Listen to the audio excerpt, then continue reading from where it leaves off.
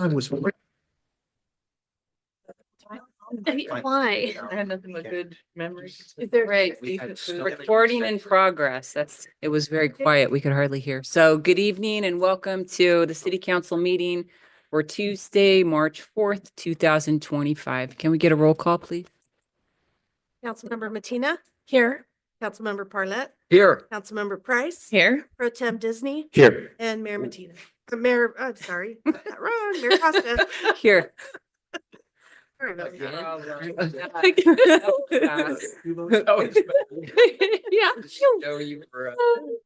Oh, man. Yeah. So anyway, I also want to recognize we have quite a few people from the public in the room. We're so grateful you're here, truly thankful, and welcome your input. Looking forward to what you want to share with us tonight. And also welcome to anyone who's joining us online. So just a reminder of the ways that you can provide input. There is a special section in our meeting where folks can come and comment or speak about anything that is not on the agenda. So there'll be an opportunity for that. Plus the public can speak also to any of the agenda items as they come up. If you're in the room, we'll welcome you to the podium and speak into the mic so we can all hear you and your comments can be recorded. If you're joining us online, you can use the raise your hand option and your mic will be unmuted so that you can comment. So that said, the next item is the Pledge of Allegiance. And let's see, do we have a guest tonight that would like to volunteer to lead? Anybody? I will. Yay, Stacy. Ready, begin. I pledge allegiance to the flag of the United States of America and to the republic for which it stands, one nation, under God, indivisible, with liberty and justice for all. Right.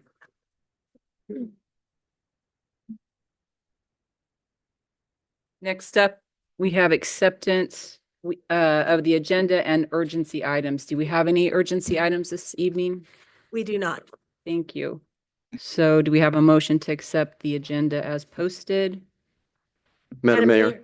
Whoa, jinx. Jinx. If there's nothing In further, I'll harmony. move to accept the agenda. Second.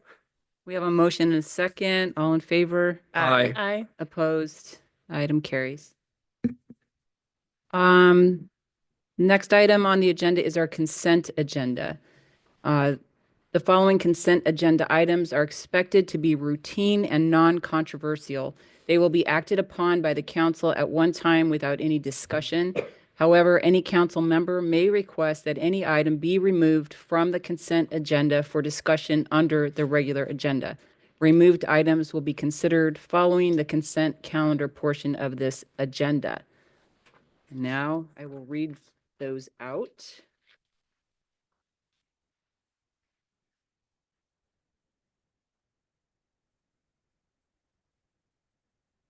Tonight's consent agenda items include ordinances, waive reading except by title of any ordinances under consideration at this meeting for either introduction or passage per Government Code Section 36934.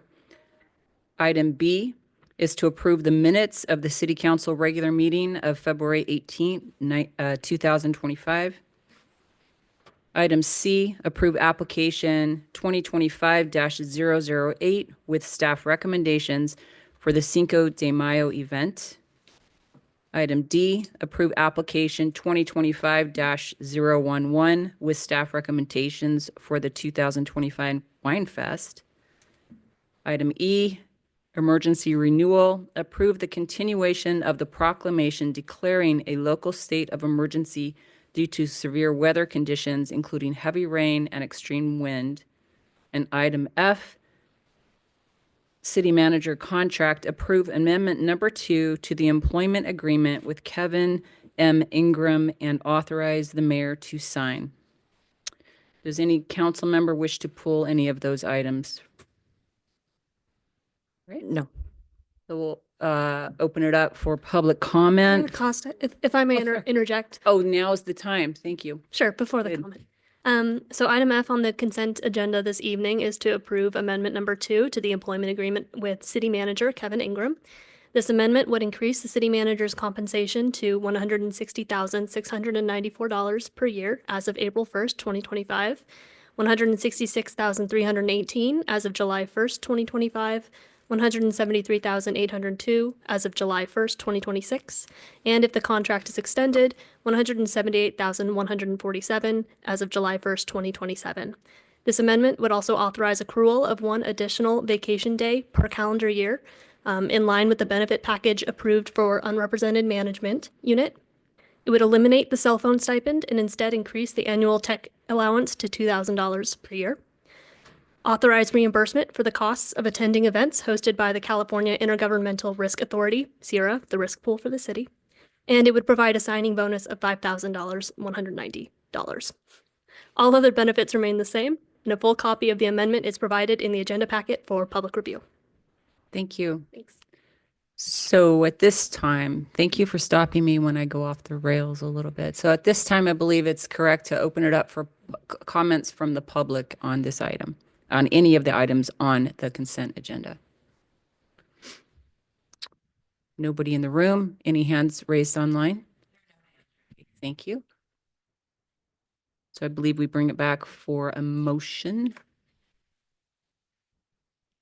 Madam Mayor, I'll make a motion to approve the consent agenda as posted. Second. We have a motion and a Second. second. All in favor? Aye. Opposed? Motion carries. Okay, the next item on the agenda is public input. So this is the opportunity for any person to speak briefly about any subject within the authority of the City Council, provided that the subject is not already on tonight's agenda. Per Government Code 54954.3a, the City Council cannot take action or express a consensus of approval or disapproval on any public comments regarding matters which do not appear on the printed agenda. Those are the rules about what we can do during this time, but we welcome you to come and share your comments. I do have 2 written comments, so I think those are for, is that correct, Kelly? Those are for this portion of the meeting? Yes. All right, so first one that came my way was from Mark Lips of Lakeport.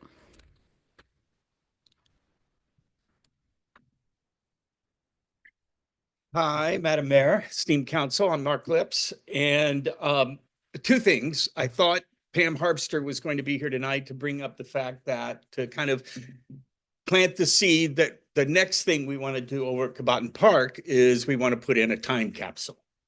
And it will be, I think we've decided a 25-year time capsule.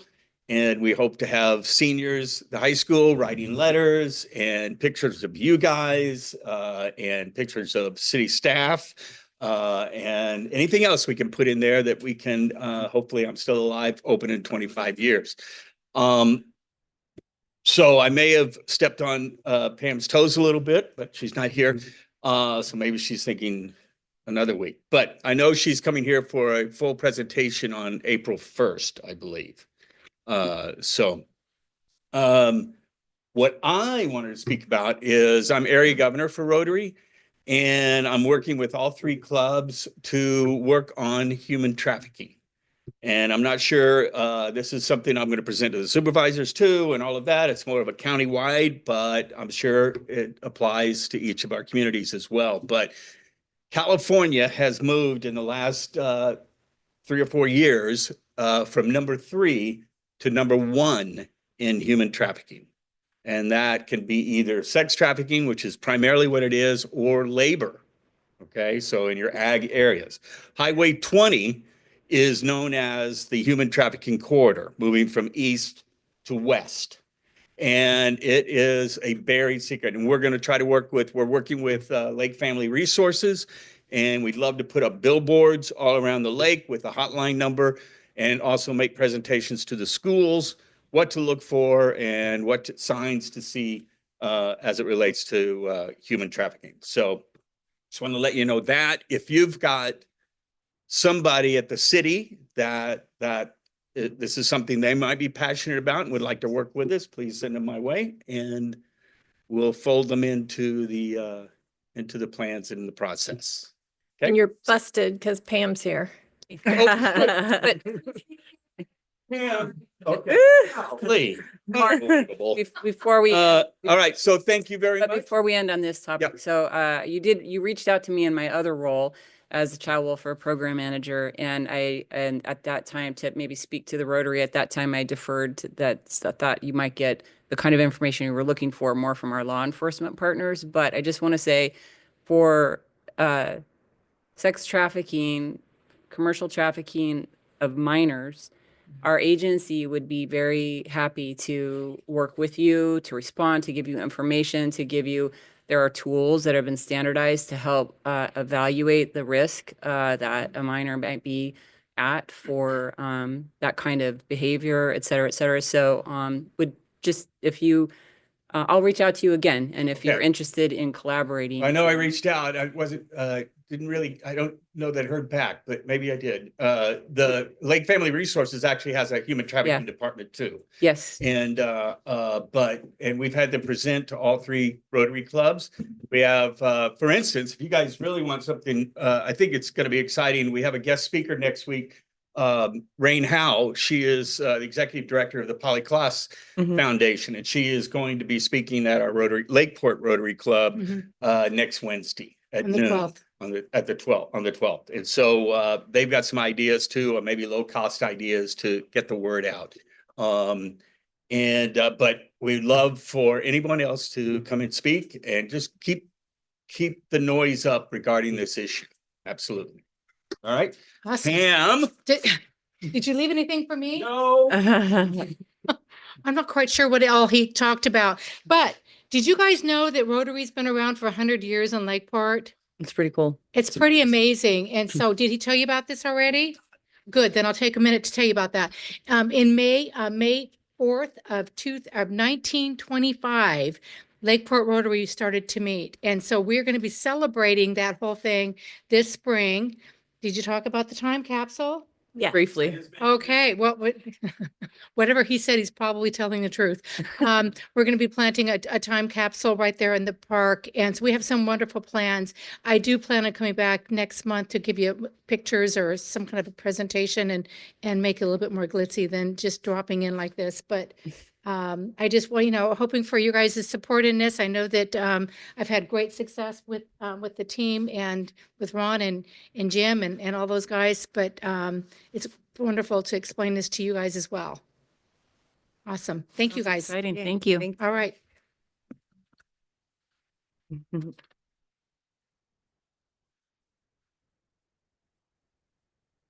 The next person who has signaled that they're here is Drew Jacoby. Right.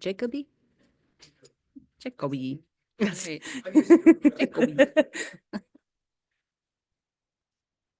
Hello, everyone. My name is Drew Jacoby. Nice to meet you all. I just wanted to drop in and introduce myself. I'm the new CEO over the Lake County Fairgrounds.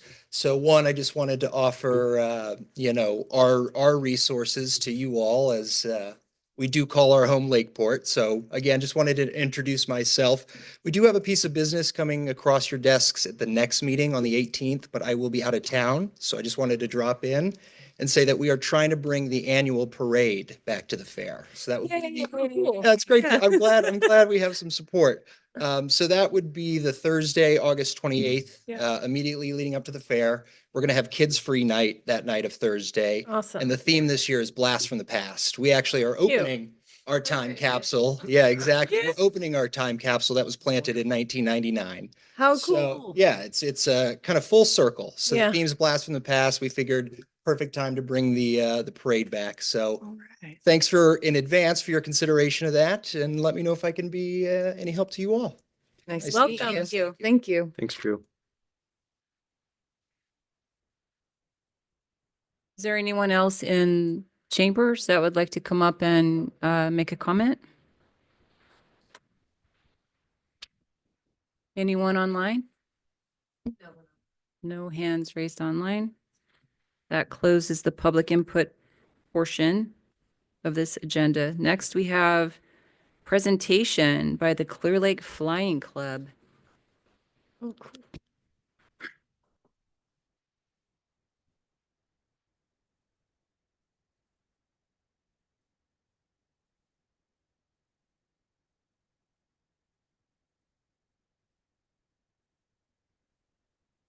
Hi. Good evening. Thanks for the chance to make a presentation here. I've got a PowerPoint that I want to share with you. What I want to share with you is the economic potential that seaplanes could bring to Lakeport and to Lake County, really, for economic growth. So real quick, what I'd like to talk to you about, first of all, is the history of seaplanes at Clear Lake, goes all the way back to the 1930s. And then I want to share with you the economic impact that some seaplane development projects have had in various communities around the country. And then I want to share with you why I think that Clear Lake is one of the greatest places for seaplanes in the whole world. And then I want to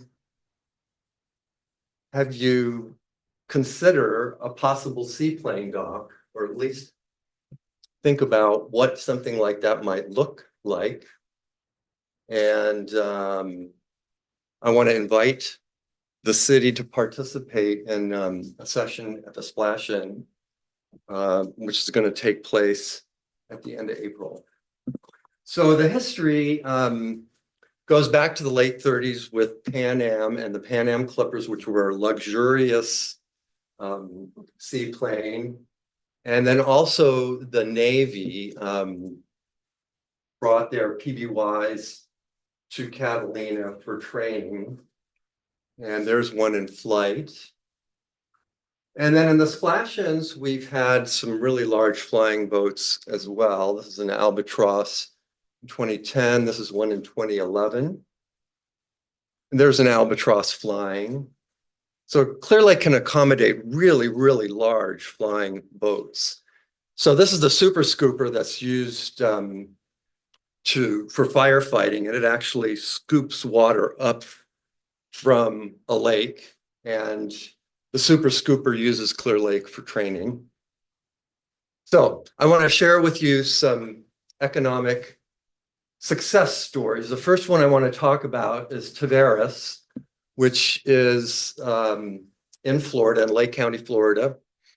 And Tavares was looking for a way to develop economically, and they made a lot of efforts and finally came to the conclusion that they were really well suited to go after seaplanes as a way to do economic development. And so they started branding themselves as America's Seaplane City, and they built a quite a nice seaplane base, and they also have 2 splash-in events every year. There's their homepage, so you can see the branding goes all the way through. There's an economic study that was done. So their transformation was from 2007 to 2010. And here's what that study said. That's,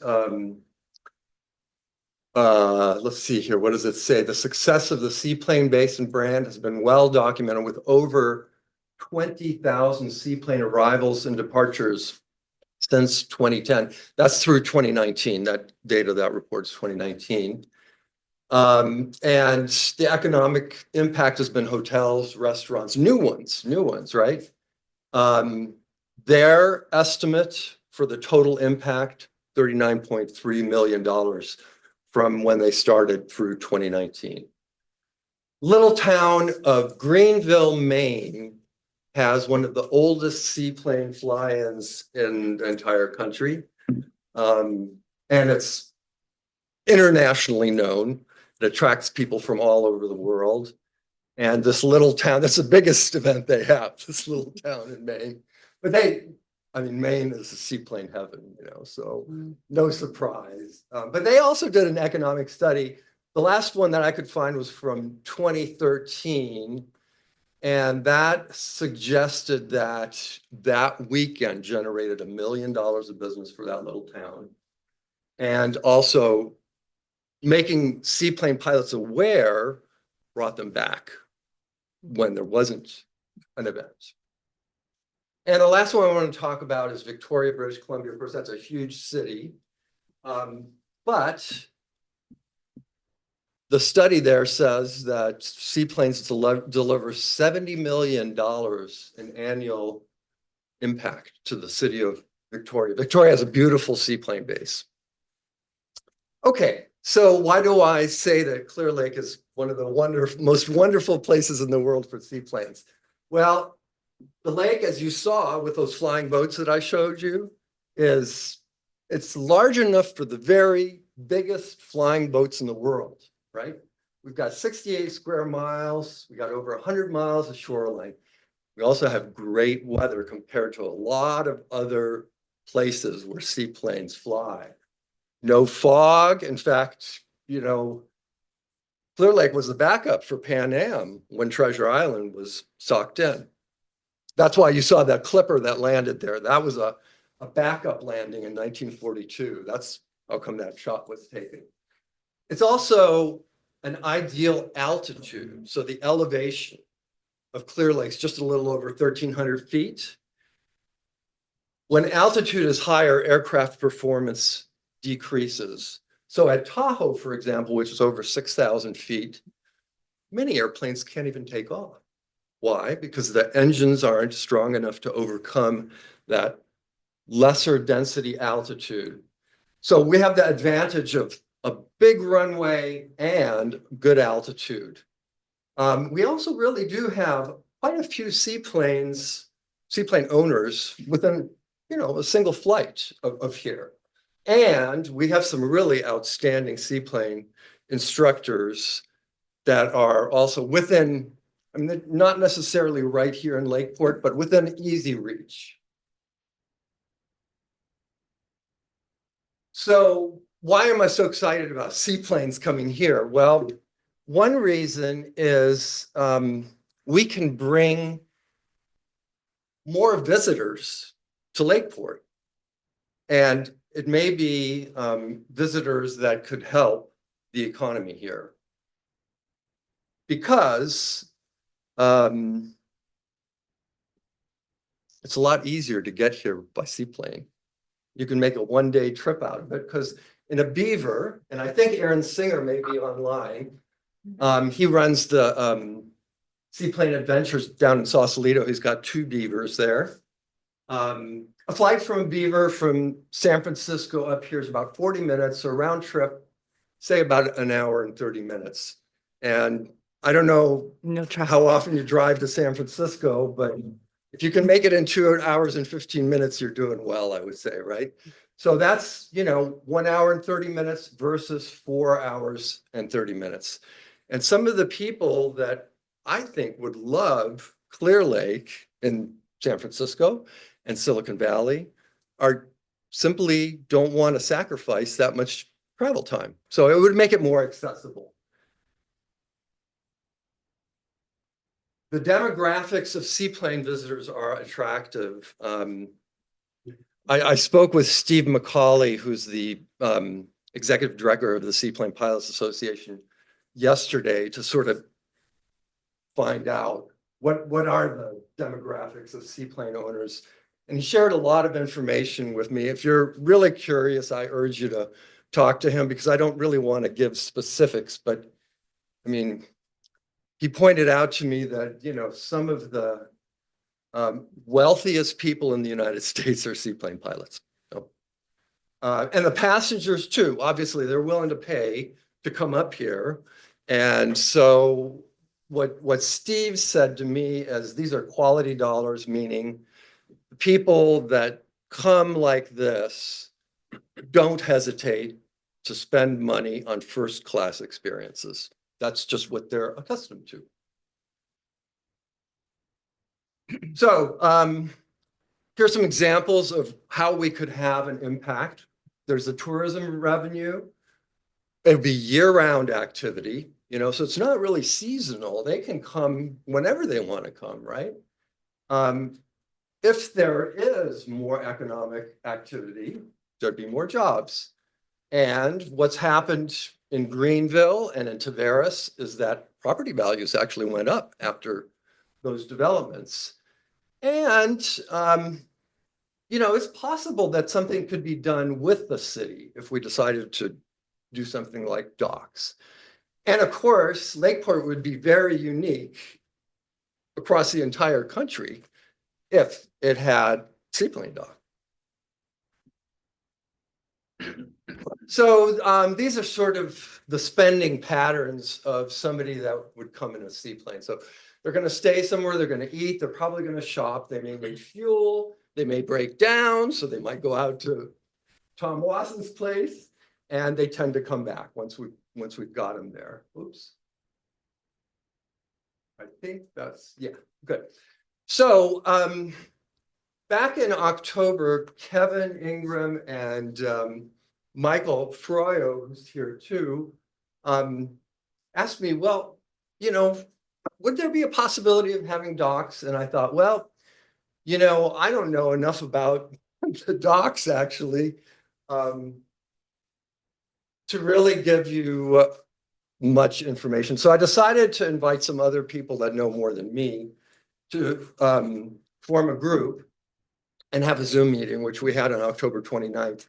And Kevin and Michael participated that, and two very experienced seaplane pilots, Walter Windus, who actually founded the Clear Lake Splash-In, and Frankie Rudolphi, who's the chairman of the EAA chapter in Oakland. We also had PJ Racine, so that we had some local input on docks, participate in that meeting.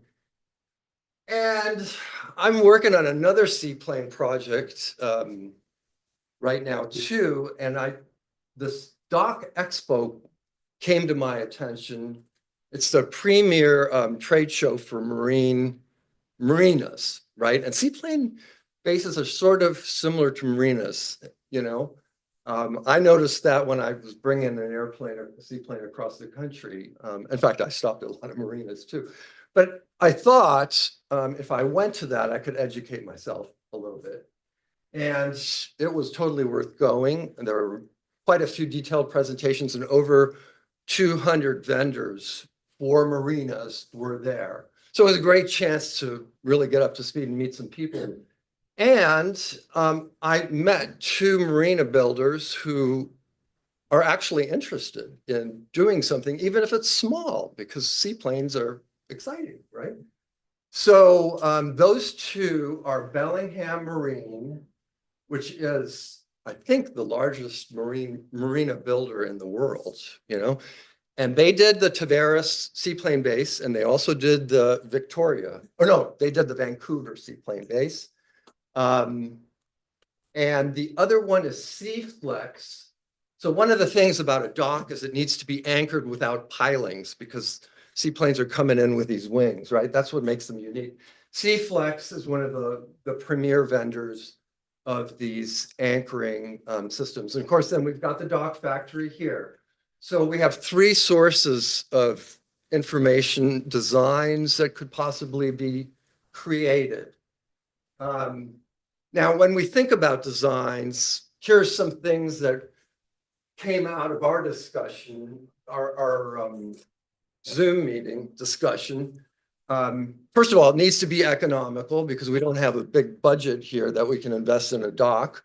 So, but it might be nice if it was expandable, if we see that we're really getting a return on investment. So we might want to design something that's big enough so that it can accommodate a beaver, so we can bring those people up from San Francisco and Silicon Valley.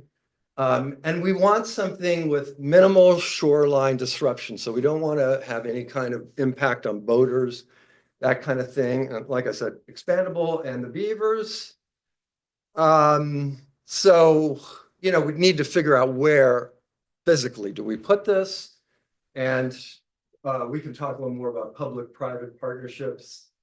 There might be some private parties that are willing to do this. So anyway, I tentatively have scheduled a brainstorming session about docks at the park for Friday, April 25th, which is one of the seminar days of the Clear Lake Splash-In. And the two vendors that I mentioned, Bellingham Marine and Seaflex, both told me that if we have, say, one Zoom meeting before that, they'd be willing to come in person and they'd be willing to submit designs. And of course, the other thing is, if we do it then with a splash-in, we have seaplane pilots that you could talk to and get input, right? And we could see if any of them want to help us with the financing too. Because as I mentioned, some seaplane pilots, not all of them, but some seaplane pilots have a very, very healthy net worth. So I'd like to invite someone from the city to participate in the Zoom meeting and the seminar on the 25th. And thank you very much. If you have any questions, please feel free. Yes, we might. Okay. Thank you for that. So totally appreciate your presentation. Thank you. And I'm not sure that you stated your name, and I don't want Oh. I want to call you by name. So Oh, my name's Herb Lingle. thank you, Herb. Yes. So do any council members have questions for Herb? I just want to start by saying thank you for your presentation and bringing this information forward. Kind of gets our wheels turning in a different way, at least for me as the new council member. So thank you so much. Oh, you're welcome. You're welcome. No questions. Is, because we're not voting on anything, could I just make a comment? Well, if we're gonna I just, stop you. yeah, you can stop me. Yeah, of course, it's always that way. The thing that I've been talking to Melissa Fulton, and I've been involved with the seaplane and catering and all that kind of stuff. But the main thing was when I watched the Tavares, and I watched what they did, and I saw how they branded it and did all that stuff, I immediately became enamored with the entire project. And I've been pumping this idea as an economic driver for quite some time, although we're extremely financially strapped. But if we can get buy-in from other people and other types of, but I think this could revolutionize, and I've said this before, Lakeport, because I understand the distances are such that, and the altitude and all the things favor people coming here over and over. And the lake is such an iconic, beautiful place that I think this is the perfect thing. Economics are really tough right now, but I've been on the bandwagon for this for a long time. It's just Kevin says we can't do potholes, let alone a seaplane, dock. But I'm like, I really believe this could be the future and the change that needs to be made to put Lakeport on the map and become the seaplane city of the West. Well, that would really be wonderful. And I want to add one thing to your remarks, and that is the seaplane pilots love Lakeport. Why? Because when they come in here, they can walk right into this charming, small California town. Mm-hmm. And it's so different from what they're used to. So they really, I get that feedback a lot. We love Lakeport, So. But that final comment is, if you could go to Tavares and look at their website and how the whole situation evolved, and we have Cobbiton Park down here, they have little planes in their parks, and it's branding, and we're not that far that we couldn't retrofit. I just see this as an unbelievable opportunity. It's just the finances are out there. So, but check out the video. Go there to Tavares, Florida, or Tavares, whatever it is. No questions, but I want to thank you, Herb, for coming out. I know you and I were talking briefly about using Disney's docks for the fly-in. Unfortunately, they won't be in the water that time of year. Right. But maybe sometime in the future, either you push the event back, we put our docks in early because I think this is a great idea. Yeah. But like Councilmember Parlett said, can't fix potholes, we can't build a dock.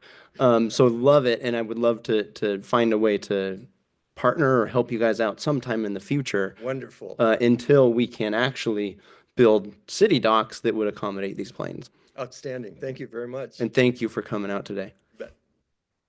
Councilmember Matina, did you have a question or a comment? I don't have any questions. I'm happy you guys keep pursuing this. Hopefully it'll come together. Cool.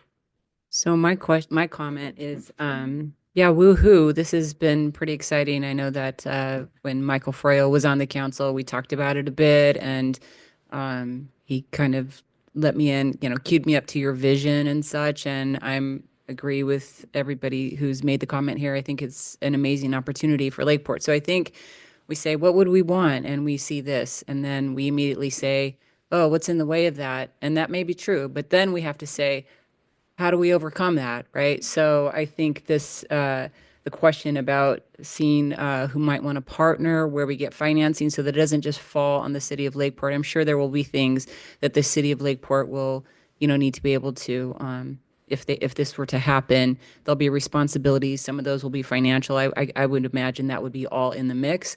But in terms of bringing this about, I think it would be great to have some creative problem solving and brainstorming about how it can occur, even if the city of Lakeport cannot afford to build a dock or whatnot. So Wonderful. I totally agree with you. The brainstorming, I think at this stage is really what's essential. And I think it is exciting. Things build on each other. We're hoping to have, nicer hotels and we do have some nice Airbnbs and some other things, but hopefully it's like, where do you start the process? Because other things feed off that. We can't really wait till we have a beautiful hotel to invite the seaplane guys in.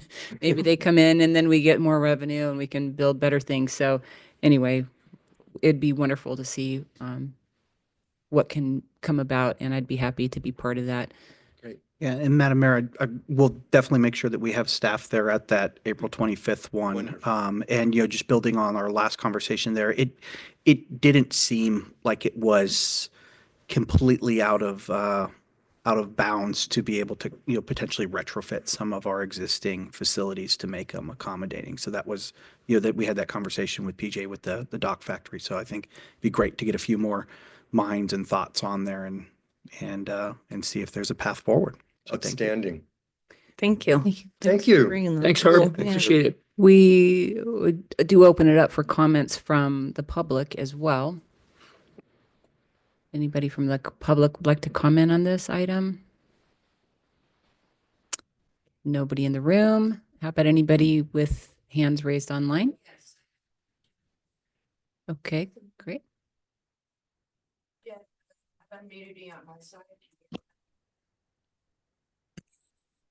Okay, my name is Jeff Leard, and I'm a private pilot. I'm a member of the Airmen's Association.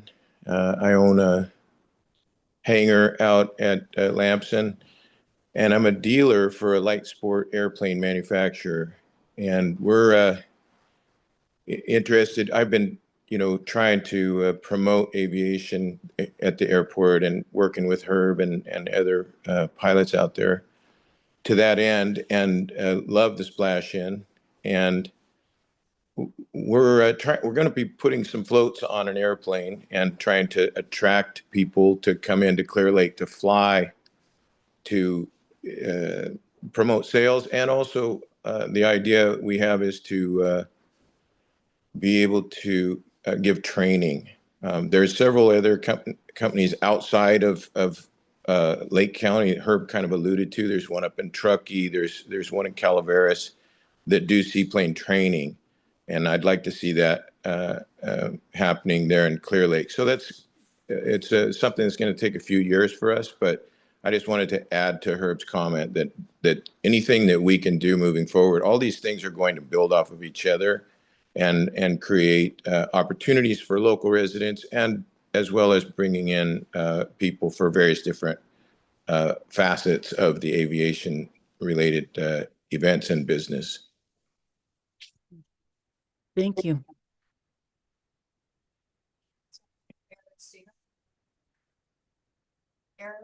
You can take yourself off mute. Hi. Hi, can you all hear me? Yes. Hi, I'm Aaron Singer. I own Seaplane and Aero Adventures. We're a air tour and charter company out of the San Francisco Bay Area. And we fly those wonderful de Havilland Beaver seaplanes that Herb mentioned earlier. And I just wanted to chime in that we get requests all the time to fly up to Clear Lake. And in fact, I do fly up fairly often and dock at the Skylark. And we go to the Skylark because there are no public places for seaplanes to dock at. And the opportunity, because the drive to Clear Lake from San Francisco Bay Area, as we're all very aware, is a long one. And the opportunity to bring folks from literally all over the world up to Clear Lake as day trips or to stay overnight and stay in your hotels and eat in your restaurants is a big one. We fly over 10,000 people a year in the Bay Area. We do a lot of charter out to Lake Tahoe, where we maintained a seaplane base for quite a while in Tahoe City. And of course, we do come out on occasion to Clear Lake, but we would like to see that opportunity grow. And I believe very wholeheartedly that it would grow with some investment, from especially Lakeport, to give us an easy place to bring our aircraft. The de Havilland Beaver is a pretty good sized airplane. Skylark is a tough spot to dock, and so I usually have to bring another person with me to help with the docking, and that makes it more expensive for the charter. Having a public place to go would be absolutely fantastic. It would allow our pilots to come in and out, on their own, and would reduce our costs, which would reduce costs to our customers. Um, and and I'm very familiar with Tavares and what they did there. Of course, there's a lot of seaplanes in Florida, so the investment that Tavares made was substantial, but a relatively small investment by the city of Lakeport into, a relatively limited dock design would open up a huge economic opportunity to bring people from literally all corners of the planet to Lakeport, which I always tell people is like the Lake Como of the United States. So those are my comments, and Herb, you did a fantastic job. Thank you for that, and thank you guys for the interest that you have in this worthy project. Thank you, Aaron.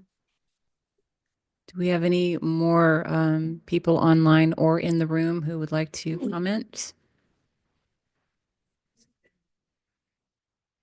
Pam Herbster again. My grandson has been going to this program that Herb has been sponsoring, and I just thought it needs to be mentioned. He's been bringing the young eagles to Lake County. So I have a 10-year-old boy that is learning how to make an airplane go up in the air and why is it doing that. And he's learning a little bit about mechanics and avionics and all that. And it's just so exciting. This kid actually saved his money from his birthday money to go back up in the air with Frank Deloso. So I just think it's really cool because that's a career thing that can be really promoting, for our young people. And I just want to kudos to Herb for all he's doing because it's not just about the splash in. He's just really, really embracing Lake County and what we have here. So I think it's just awesome. So I thank you guys for your support and your recognition of him. Thank you. Nice. Thank you, Pam. Great. You've been unmuted. You can go ahead and mute on your side.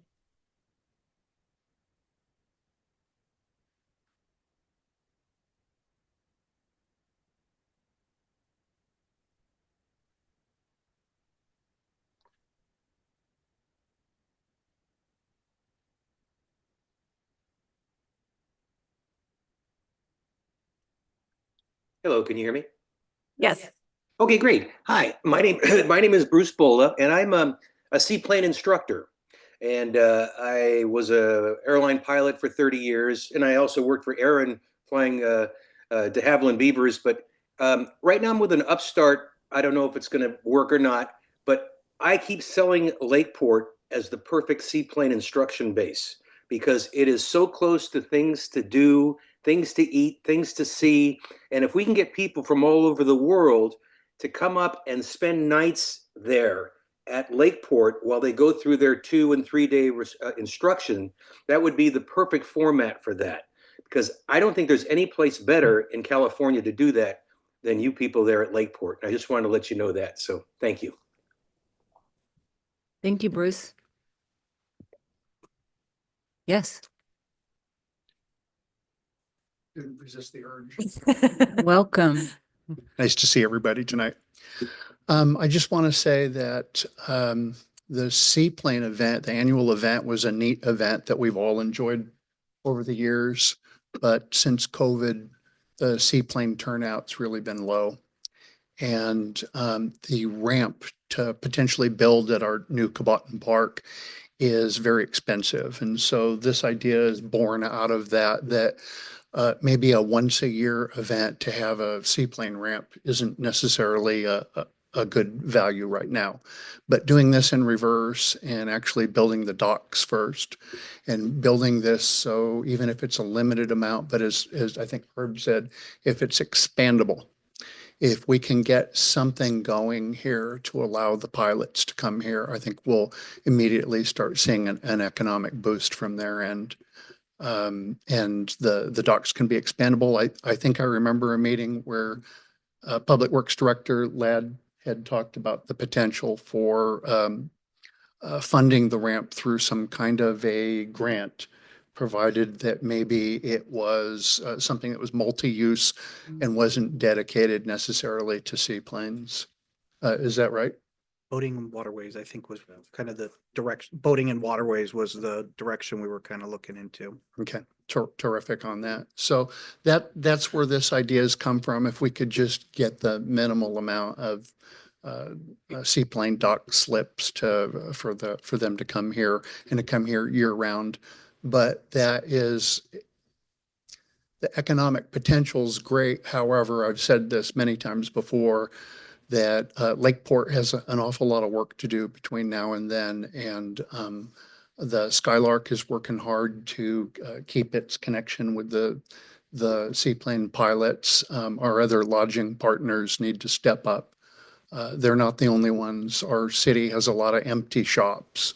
One way or another, I'd like to see us figure out how we can make this place look a lot better than it does and fill our shops and keep this cycle going. So, thank you. Thank you.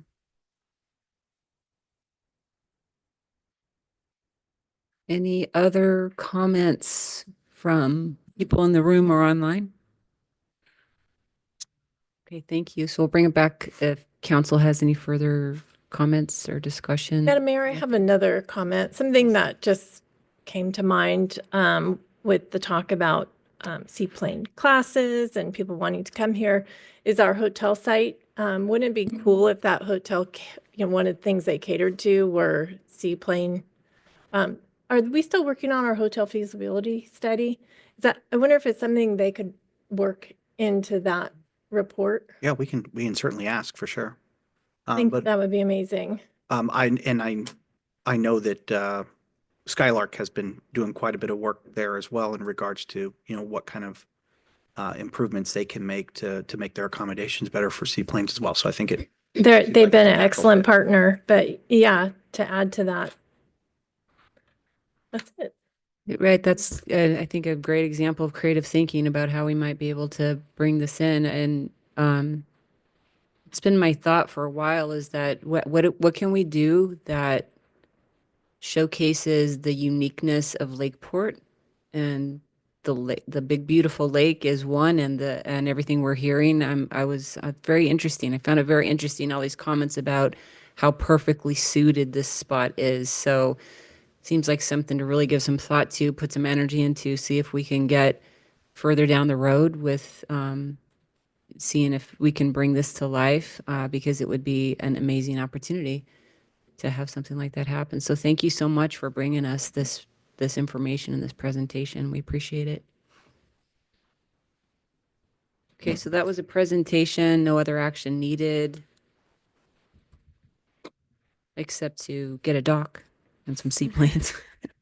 All right, so the next presentation is an update on the Lakeport Economic Development Advisory Committee Business Walk Program. Wilda Schock. You know, Madam Mayor, I think this is a good opportunity for some breaking news. I'd like to recognize recently Wilda Schock, who was recently honored as Lake County Woman of the Year by Congressman Mike Thompson. Woo! A well-deserved recognition for her dedication to Lakeport and Lake County. So I'd like to highlight a few things. Just be still, Wilda. Her contributions to the community are incredible. As president of the Lake County Economic Development Corporation, chair of Lakeport's Economic Development Advisory Committee, key leader in initiatives like Measure W campaign and Lake County Friends of Mendocino College. She continually works to strengthen local businesses, education, and community engagement. So tonight she's here to present the 2024 Business Walk Report. This initiative provides us valuable insight into the needs and perspectives of our local businesses. So in the back of the room, you will find her framed congressional declaration, if you guys want to check that out. And if you would just join me in congratulating Wilda on her recognition. Good job, Wilda.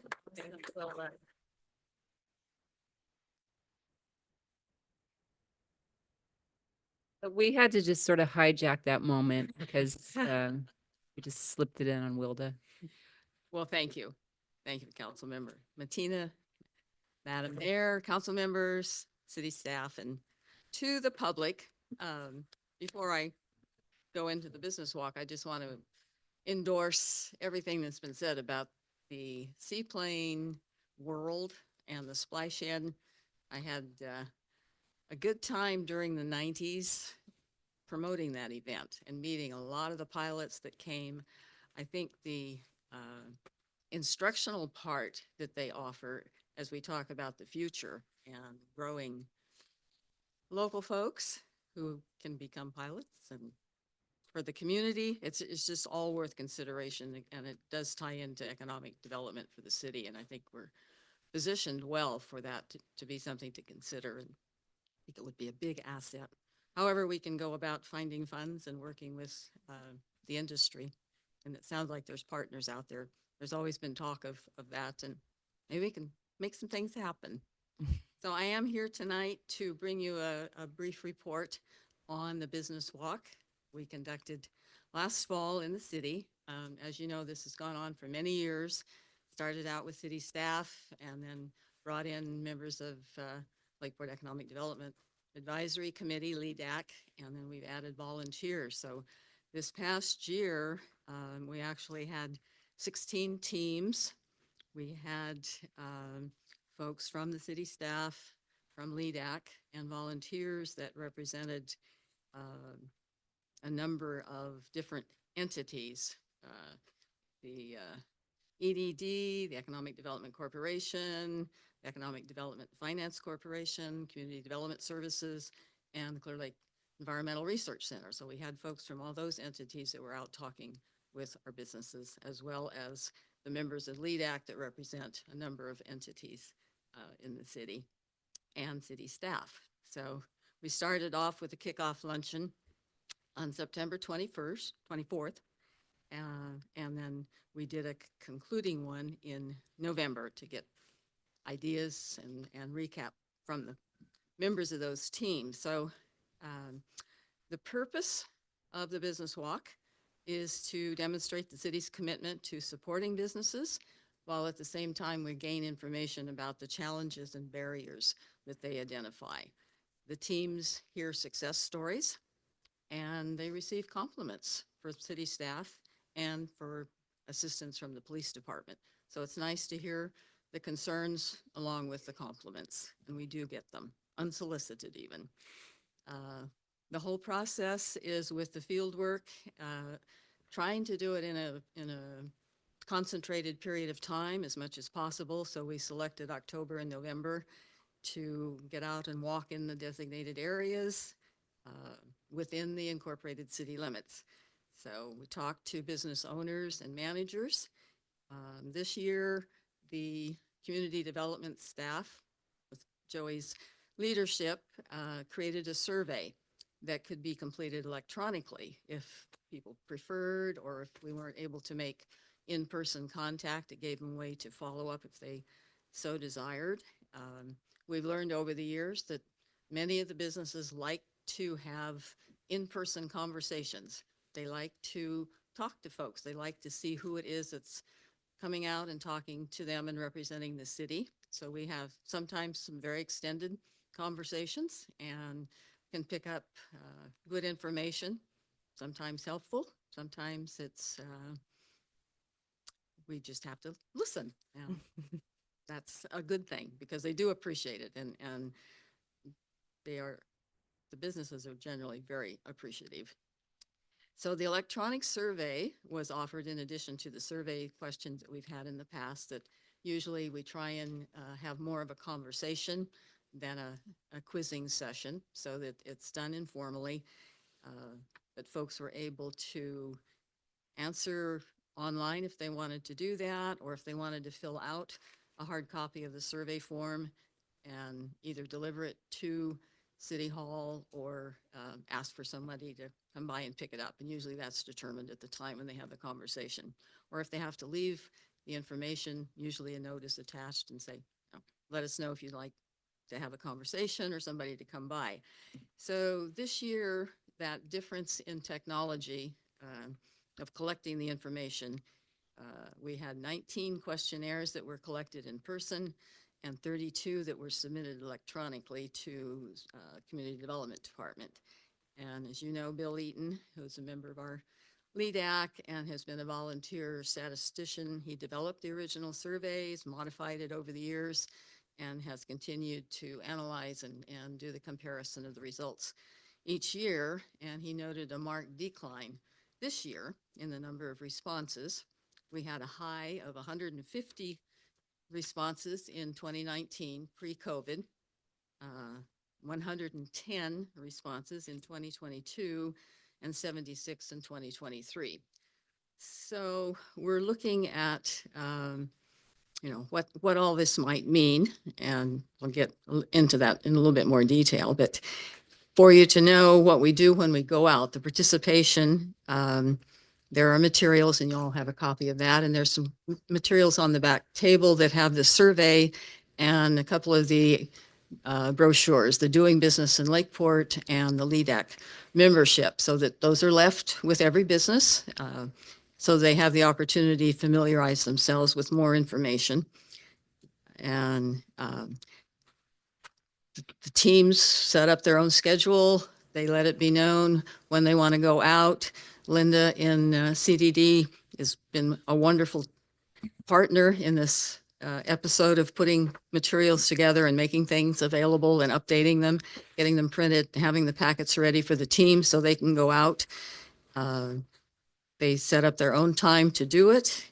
Sometimes they learn the businesses don't open until a certain time, or they're closed at certain times. So they figure out for the area of town that they're in, what's the best time to reach the maximum number of businesses. For an analysis, Bill Eaton did his magic with the numbers and delivered a report in December. If there were some immediate requests for a reply or assistance from city staff, those were relayed to the pertinent departments or staff, so that if they needed something to be done, it could be done timely. Bill noted that the difference in the methodology with the different questionnaires, it made combining the results difficult. So that, along with the small sample sizes, make the measurements of the statistical differences basically impossible. So it's more challenging to compare the 2024 results and findings to the past years. So this is something that was learned in the process, and it's still under review. As far as the results and findings, with the changes with the questionnaire, it was possible for the teams to provide timely information to the businesses, gather questions and concerns from them.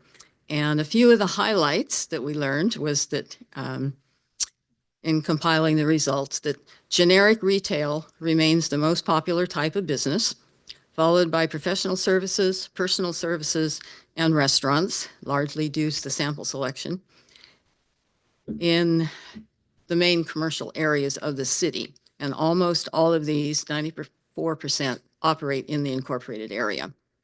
Approximately 3/4 of sales are on site. Main attractions for doing business in Lakeport, as far as what the business owners determine, are the small town friendly atmosphere and a sense of community. They really treasure and prize that aspect of doing business. A convenient location and easy parking are still viewed as advantages and opportunities, and the businesses enjoy camaraderie with other businesses, and this is often mentioned.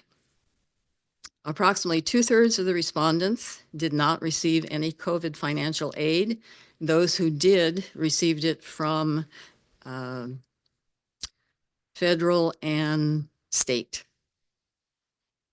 I think, let's see. Yeah, for federal and state grants. The greatest challenges to businesses are government-based, and they are self-identified. They're not given any clues as far as what we're looking for. So it's often mentioned about regulations, employment rules, and taxes, followed by market-related problems, such as just a small market area, competition, and lack of qualified staff.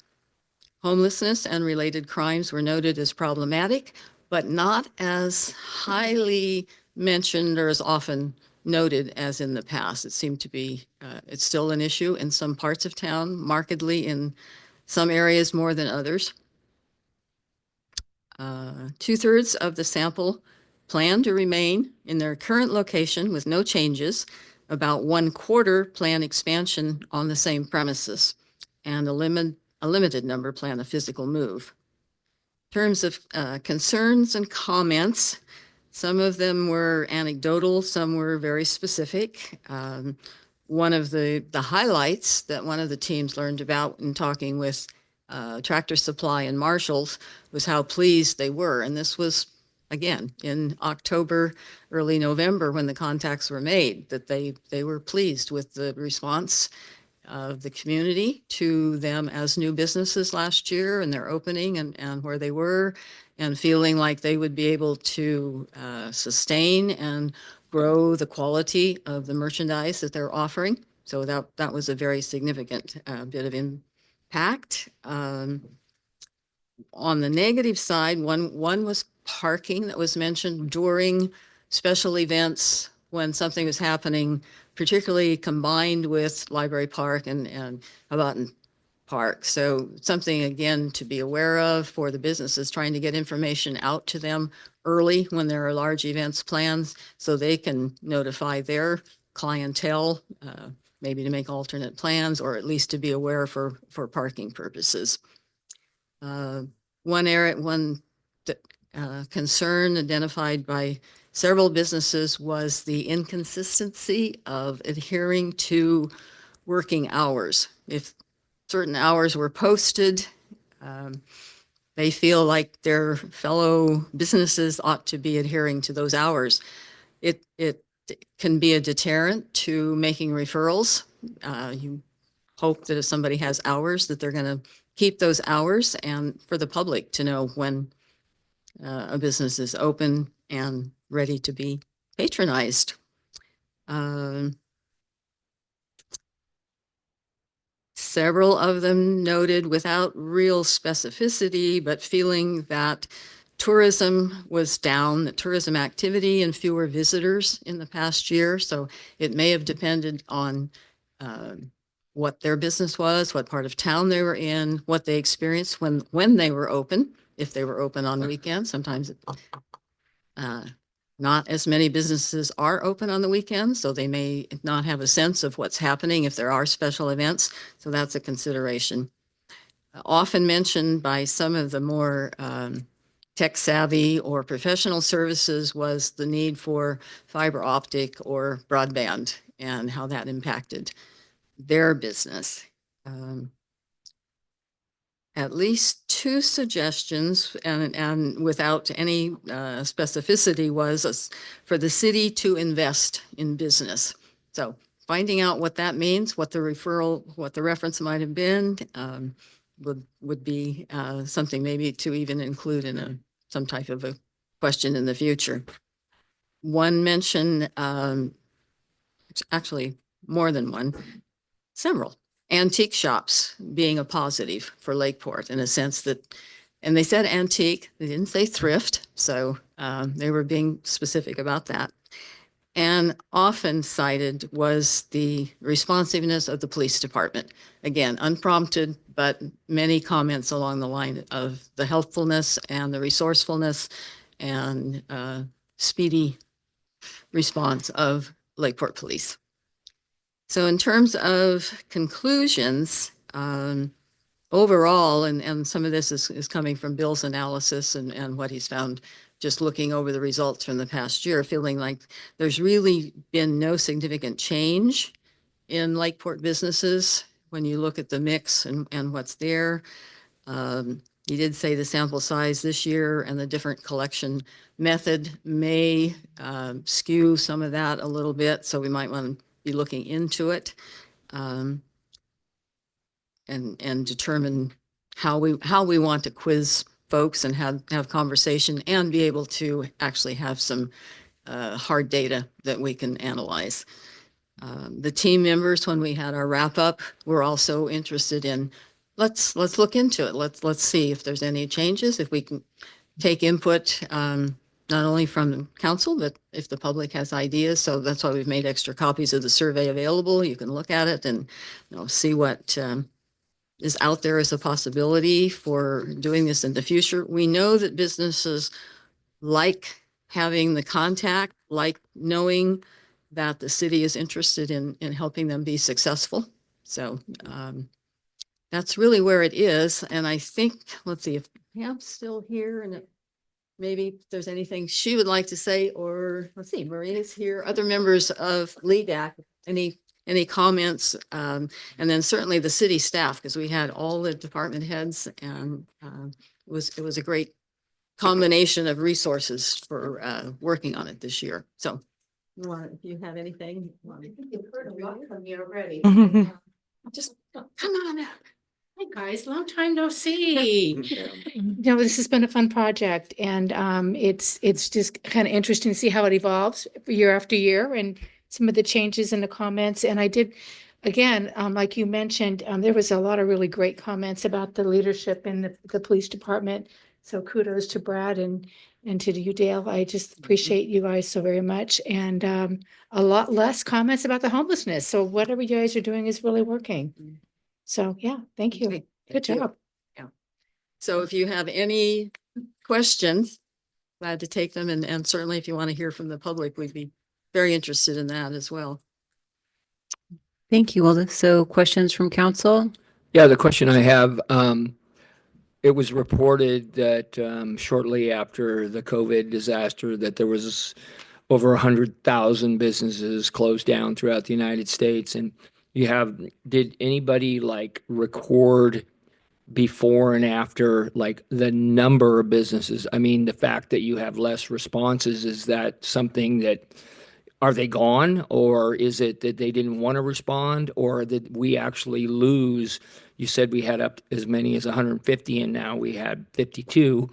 Did anybody, record what we had before COVID versus after? Because everybody's had casualties in their states and communities. I think we know from business licenses some of those numbers, but I think one of the challenges this year was actually getting out and making contact with as many businesses. It was an ambitious reach for the time period. I don't know, whether Joey has any insight as far as the numbers. I know this is your second time around on it, and trying to figure out ways to reach businesses where it make it as easy as possible for them to respond. Yeah, I mean, anecdotally, the one thing that I would mention is that it was the first year that we used the QR code, this here, and so we had noticed in years past that sometimes when you walked into a business, they were busy or they had a customer or it wasn't the right time, so you kind of had to hang around. You kind of had to try to run through the thing real quick, and so we came up with the option of letting them do it at their own time. And what we noticed this year and what we have to look into is while this does make it a little bit easier, sometimes I think this gets taken by a business owner and then kind of gets put to the side and forgotten about. I know that at least in my section that I had, we were over on High Street. There's probably, I think, was 12 to 14 businesses in that section. And I think when we looked at the online submittals, I only probably received 5 actual submissions. But I did receive verbal confirmation from everybody that we did meet with that they would take the opportunity to complete this. And so we might have to potentially do some follow-ups or follow-back potentially in the future years in regards to having them actually fill this out, because I think it does make it a little bit easier for them to just kind of do the QR code, scan your phone, or fill it out online. But at the same time, if you're not there speaking with them directly, if they're busy, sometimes I think business owners, they might forget about that. And so we might have to do some future follow-ups in that regard. And CDD staff actually sent out an email ahead of time to everyone with the business license, notifying them that the business walk was going to be happening and that they would have the opportunity to do it online. Yeah, and we did do a follow-up email as well a few weeks into the process, and we attached it with a link and said, if you haven't filled out already, you may have seen us already with the boots on the ground, but please take the opportunity to fill this out. I think we sent that out to all emails for business license holders, and we probably only received 2 or 3 that filled it out after that point. So there is probably a certain demographic that just either is too busy or may not be interested in filling it out. And so, but we did do our best to try to get that out there as much as possible. Trying to give that option, but it does seem like the personal contact is still a good resource, and it gives more a sense of caring. Well, and it goes along with what you pointed out as having that sense of a close community was something that I'm sorry, I can't hear. It goes along with what you had pointed out, that having a sense of a close community seemed to be a value that the business owners you heard from held. And so, an interesting balance to strike convenience for them, but maintaining that community feeling of even the surveying of them, right? So something to ponder. Definitely. And as far as your comment on number of businesses, that might be something that we can look into a little bit more for statistics as a comparison. Yeah, and we have some good data that we can compare to that. I remember very early on in the pandemic, we had a couple of police volunteers who actually reached out to a large number. In fact, I think we covered most businesses in the area, trying to give them information and different things. So, and we still have that data, so we can kind of quantitatively compare that to what we're seeing now. So. Great. Any other questions or comments from council? No. Right. Questions or comments from the public? Come on up.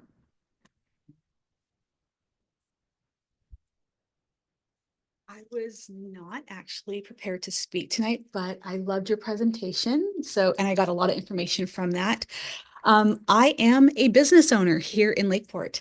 I don't know if all of you guys know, but I own a gift shop right here in downtown Lakeport at the 4-way stop across the street from the museum. And I feel like we're the band on the Titanic. We're going down, and I don't know what I don't know. So I don't know what city staff can do to help with small businesses here. I have had conversations with Brandon and Christina, and actually Dale is the one that came in during your, yeah. And we had a great conversation. He came in with somebody from EDD, and we talked. And again, I said, I don't know what I don't know. So I don't know how far city council can go when it comes to helping small businesses. But with the seaplane gentleman that came up here, and he was like, Lakeport is so perfect because people can walk downtown and shop and eat and all the things. But I don't know if you guys are noticing, but when a retail store moves out, something like an office moves in. So we don't have like a whole lot of retail that's thriving. I can walk down Main Street and tell you every single business in every single space. And I don't think you guys understand like how many retail businesses are like on the very edge of closing. I had to do a social media campaign, and Marie is the one. Oh my gosh, Marie, she is single-handedly saving my business. So, and I had to do like a campaign to just get $500 more to pay the bills that we couldn't put off in my small business because we had a horrible, horrible February. And I want to know more about what you offer and I don't need a loan. This is the thing. I don't need a loan. I don't need any money. I don't need any customers. I need to figure out a way to get customers. My shop is fully stocked. I need customers. And with Disney, we talked about like getting people walking downtown. What can the city do to help people start walking downtown? We have a beautiful, beautiful downtown area. And I mean, see one or two people. Tourism. We have no tourism anymore. And I didn't open a business before the pandemic. I opened it after. So I don't really know what it's like to not struggle in a business. But I am telling you, if we bring the seaplanes here, if the businesses don't get the help that they need, and again, I don't know what I don't know. So I don't know how far city council or manager or Stovey or anybody what you guys can help with. I just know the businesses, we are the band on the Titanic. I feel like city council is the Titanic and I'm just the band playing as we go down. And I'm like, there's gotta be a way that we can save small businesses because I talk to other business owners and they are in the same boat as I am. They're like, girl, I don't know what we're gonna do. And I've taken out already 2 loans to keep my shop open in the 3 years that we've been open. So I don't need another loan. I need customers, but I will definitely get in touch with you. And I just want to say, Marie, thank you for all that you do because she's doing it. She's the one person that is doing it and not being paid to do it. So Before you leave the podium, can you give us your name? My name is Sandra and I own Fixing It Up with Sandra. Fixing It Up. I wanted the gift shop in downtown Lakeport. Thank you. Wanted to get that out there. Thank you. We have some more comments. Mr. Lips, come on up. Okay. Oh. Mark Lips, Madam Mayor, esteemed council. Now I have my resident hat on, Lakeport, small business owner, not on Main Street, but I got to tell you, what Herb is presenting and what Stacy and we talked about a 1.5 years or 2 years ago, we have got to bring life back to the lake. We have to bring events. We've got to take the cuffs off Marie, let her do whatever she wants to do with this lake. And it's got to be big, making this the seaplane capital of the West is brilliant. I mean, I could see the logo right now. Also, for instance, I pitched the county and they were all for it, doing a kayak challenge where we start off at Library Park, we go to Canocti Harbor and back. Ooh. Right? Okay, is that too far? I mean, I think that sounds anyway, but well, then we catch a Disney boat and we right out in the middle. Perfect. But I did one of those in Louisiana. I mean, and that reaches the people we want to reach, the millennials who will come here and kayak and do all those things. It's affordable. You don't have to own a big boat or anything like that. And you make it a challenge, not a race. So you can involve kids, families. We got to not get in the way of Drew and the county fair. If he's looking for a permit to put in RVs so they can come and spend the weekend at the fair, we need to do that because the halo effect of that is they will come and shop in Lakeport and they will eat at the restaurants the night they're not grilling out.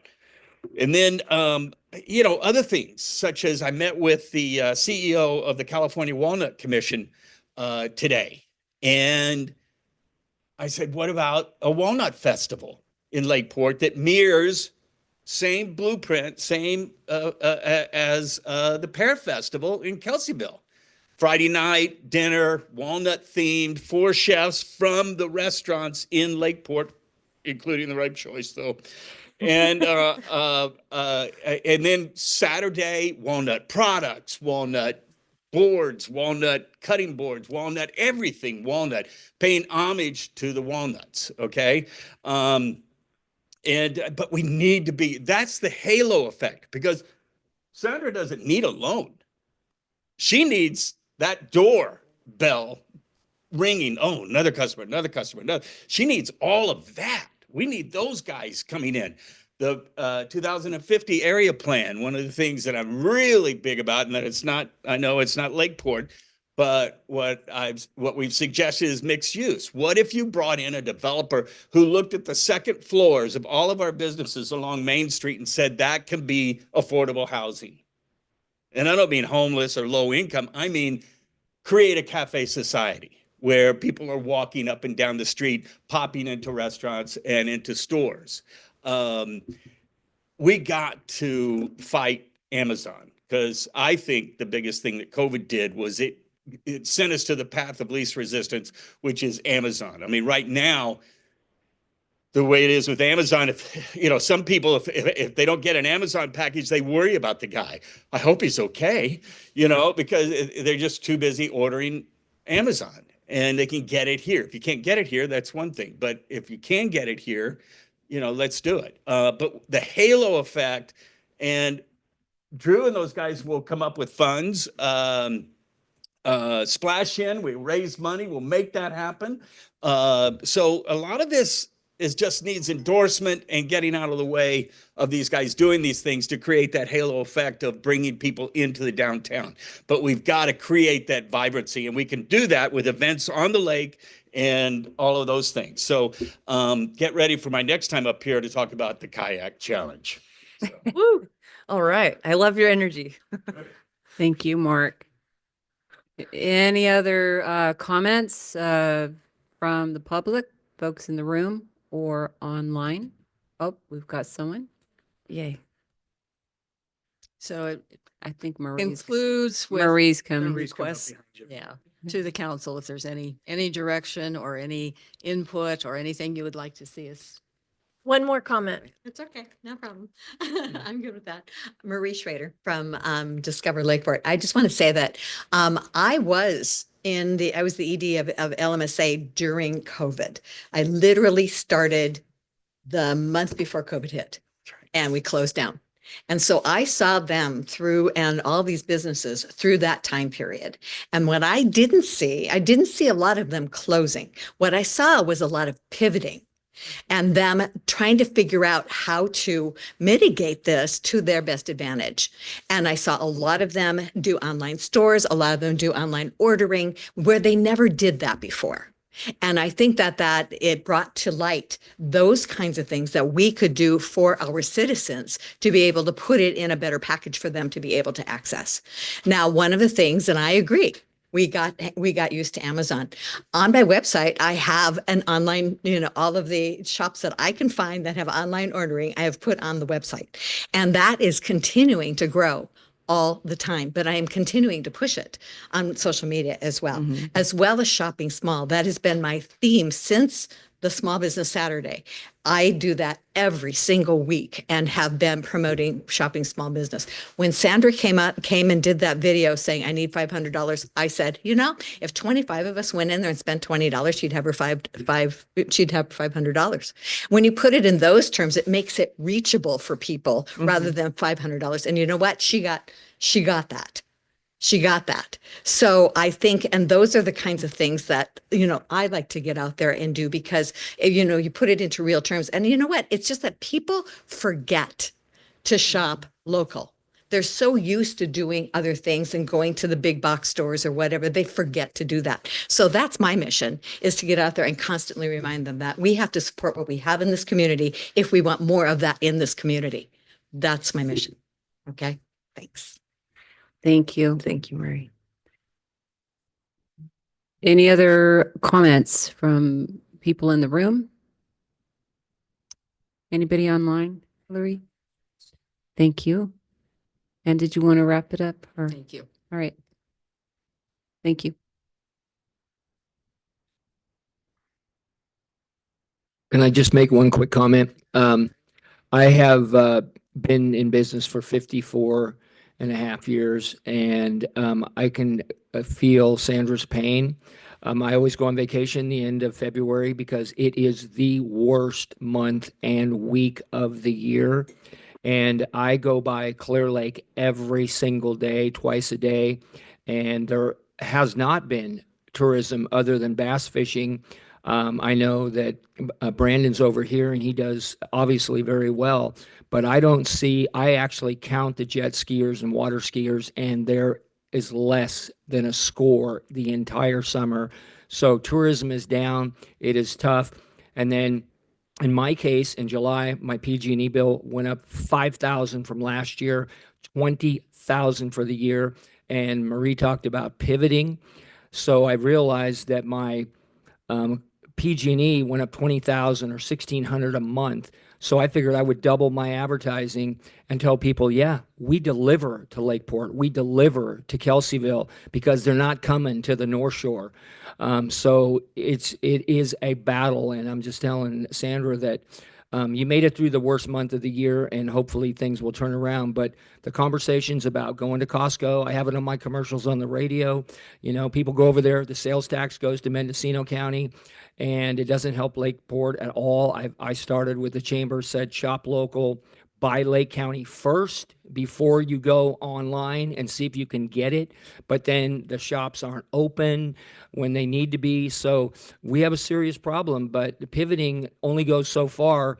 And anybody that's in business right now or going into business, they're going in against something that's probably some of the most difficult times in history. And I mentioned this at a previous council meeting, that we need to have a coalition to go to the CPUC, and this cutthroat pricing that we are getting for PG&E has got to be hurting people, especially when they have refrigeration like mine and they're paying, $400 a day in July. I mean, make that up. How do you do it? So there's real challenges. If you just have a store with lights, you're lucky, because when you have 30 compressors, you can be dying on the vine. And I've been watching Sentry over on the corner over there, and they're 5 times bigger than I am.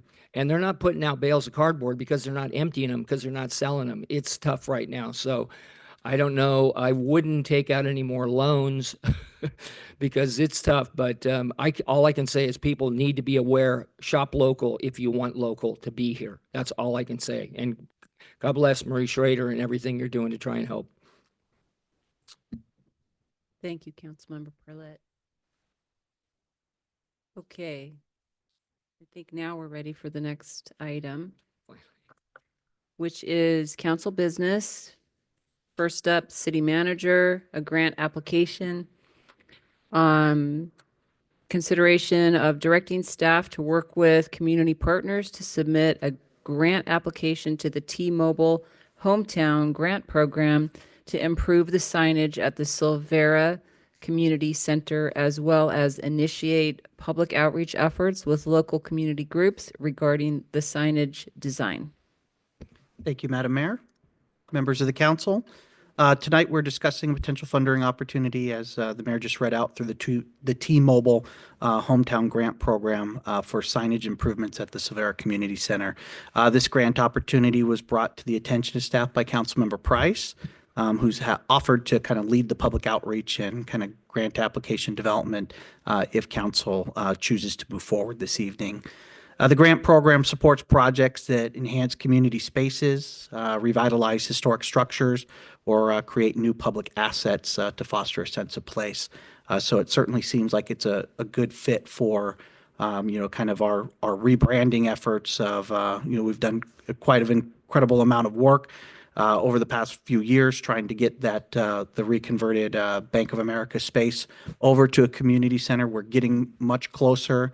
We've just completed the HVAC improvements. We're doing some minor items, to kind of to meet all the building and safety requirements to have that building available to the public. We also just received a new CDBG grant to do the ADA bathroom enhancements to get that all up to code with that space.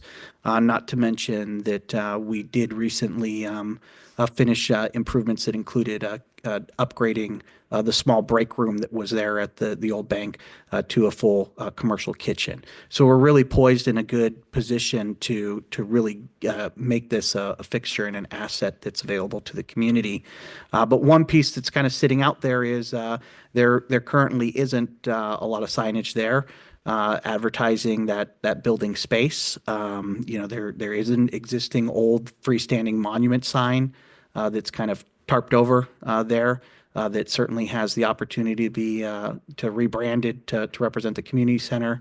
Your packet includes a couple of other aspects that this project would include. That's as mentioned, the exterior signage enhancements, the creation of a Lakeport Information Network kiosk or a link.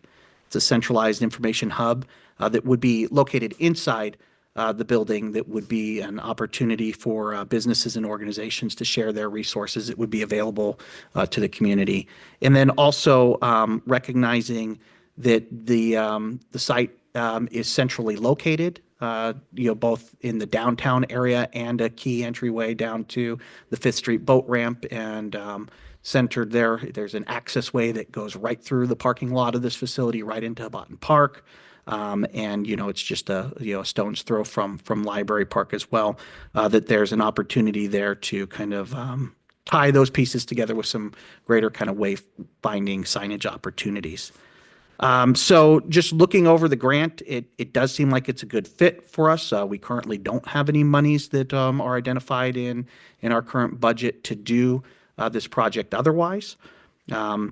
I think the challenge would be just in timing wise. The grant deadline is March 31st, and it really keys itself towards being shovel ready projects.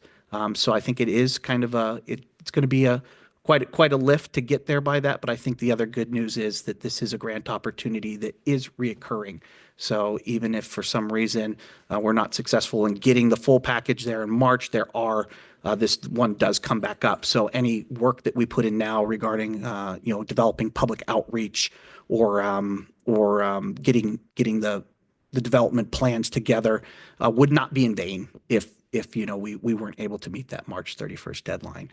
So before we kind of turn it over to questions and discussion, I know that Councilmember Price had a little bit of the vision that she wanted to share as well. And then certainly open to additional questions.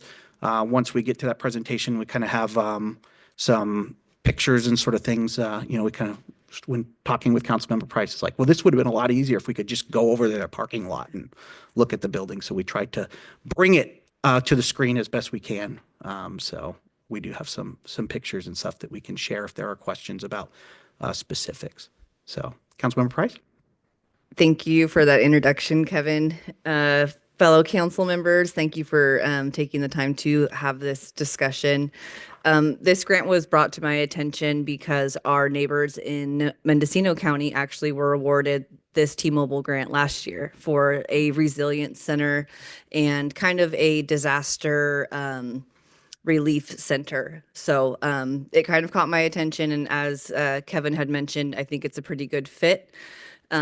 Knowing that the community center is in a state of such almost completion that, as you said, there's no funds for the cosmetic part of it.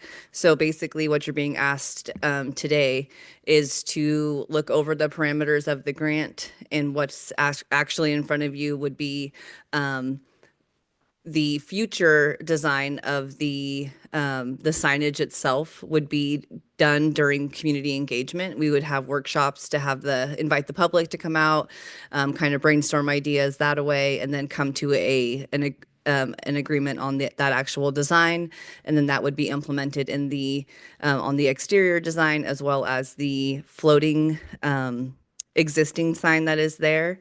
And then just to touch on the link that Kevin had kind of mentioned, I'll just read straight from my computer. The link is an innovative idea that will connect the businesses and visitors / public and will lead the way to further opportunities to connect other organizations or towns in the surrounding area. The link, Lakeport's information network kiosk, would also it would have a QR code and link to businesses that are downtown. By having multiple categories for people to advertise in one place, it would build a sense of community. The city would or could charge a nominal fee to advertise at the link, which would help contribute to the operation cost and sustainability of the center. But there are pictures of kind of a acrylic shelving type of link kiosk, something like that. But, you know, it could have the explanation of what the link actually is as far as Lakeport's information network kiosk, and then try to picture other businesses that would have their QR code or their advertisements. It would actually, it could link them back to the main link. So that was, I know it's kind of a mouthful, but as long as you get the general picture and idea, we can kind of sort out the details after the application is complete. And then also Kevin had mentioned the Wayfair signage, which I think is, you guys had previously visited a grant opportunity for Wayfair sign or wayfinding signage. We could definitely tie that into this grant and make it all inclusive to where we got this awesome community center centered right in the middle of our town. We can direct people to go down to Main Street, see our restaurants, see our museums by taking a left, or they could take a right and go down to the High Street Shopping Center and visit those other destinations on that side. That kind of just gives you guys a basic idea. And like I said, it all of the graphics and everything is to be determined. We're basically just allotting or accounting for a space that would be for the exterior sign and design it that way. If you guys have any questions, I'm happy to try to answer them. But as of right now, we are just in the beginning processes of the application. And I feel like I have the parts in a moving direction to where we could probably, hopefully get this complete and at least in front of them by the 31st. Thank you. And you have more of a presentation that you're going to? No, we just kind of Basically just the photos. We had pictures. We had pictures available to kind of, kind of help visualize the space. Did But you no, want to present them or? No, we just as far as questions go, we'll move them around there, but it's not. Okay. Yeah. Great. So do we have questions from council? I have a question. I know questions, comments later. So first question is just do we need to complete the public outreach before we submit for the grant, or can we submit for the grant and do some of this outreach later? It just seems like a short time frame. So Oh, absolutely. So my understanding is we identify that there will be public workshops coming once the grant is awarded. And I would give us at least a good couple of months in that time frame to, one, get people together, two, get a conclusion, and then three, to submit that to the actual designer to get that going. perfect. So, Because I know outreach takes a while, and with a few weeks to submit, I want to make sure that we can, get that absolutely. accomplished. So if awarded the grant, they notify you in June. Okay. So late May, early June, and then you get your funds later in June, early July, and then they want your whole project to be completed by May 2026. Okay. So in a perfect world, we would have our ADA compliance, we would have all of the other things completed with the CDBG grant, and then have this beautiful community center that we could really kind of give it its grand reopening. Yeah. That Should be it the icing really, on the cake. yeah, that it really deserves. It'll be close. Exactly. And hey, if you don't shoot, you're always going to miss, right? So I couldn't pass this up without getting it in front of you guys and kind of getting your ideas and going from there. One other quick question, Kevin. I know you said that this is a rotating grant where there's multiple opportunities to submit. When I was on the board for the LMSA, we were looking at this grant for something similar. Is this I don't remember if it's an annual or a quarterly, because there was a grant we were looking at through the LMSA that was pretty frequent. I think it's quarterly, if I remember, but I'm not sure if their emphasis is different each quarter. Okay. Or or not? I mean, I'd have to look into that a little bit more. And I would have to look into that as well. I know that the AARP Community Challenge grants are quarterly, so that might have also been something that might have crossed at that time. Yeah. Okay. Got it. Those were my only two questions. Thank you. Did you have a question? Yeah, just to clarify that. So is community outreach required for the actual application? No. No. It is a benefit as far as community engagement. They want to see us building community and really engaging with the people. It's a hometown grant, so that's kind of what they're hanging. Well, I was just gonna make a suggestion. I guess I can do that later. That's my question for now. Thank you. Councilmember Parlett, do you have any questions? Nope. I have a question. What's meant by shovel ready? What is supposed to be all ready to go by it's supposed to be shovel ready at the time of application. Is that correct? Yeah, I mean, that's one of those terms that gets thrown out on almost everything, and it's kind of not always clear what that means. But I mean, I think the general idea behind it is that your application is submitted and it's basically ready to go, for construction. So in this case, yes, there might be ongoing public outreach proposed, but I mean, we do know the sign dimensions.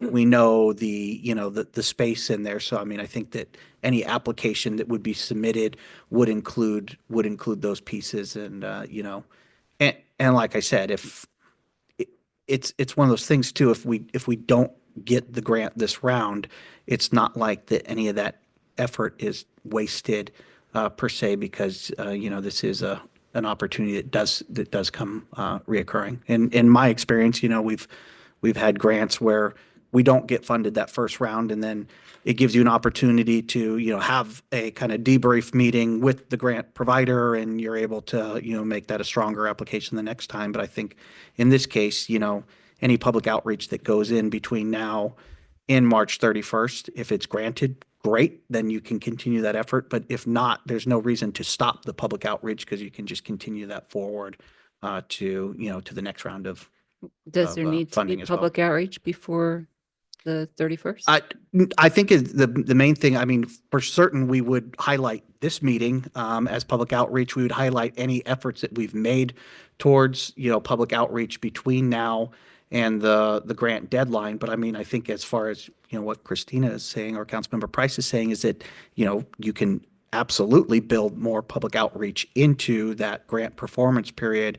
And that's only gonna, make it a stronger application. And Madam Mayor, if I may, if when it comes down to the community engagement and that aspect of the grant, it's not necessarily it's not mandatory, but I do feel that it adds a little bit of character and strength to our application, letting them know that if awarded this grant, we will, as a community, come together, bounce around some ideas, and have that outreach and engagement. And that in itself is something that they want to see.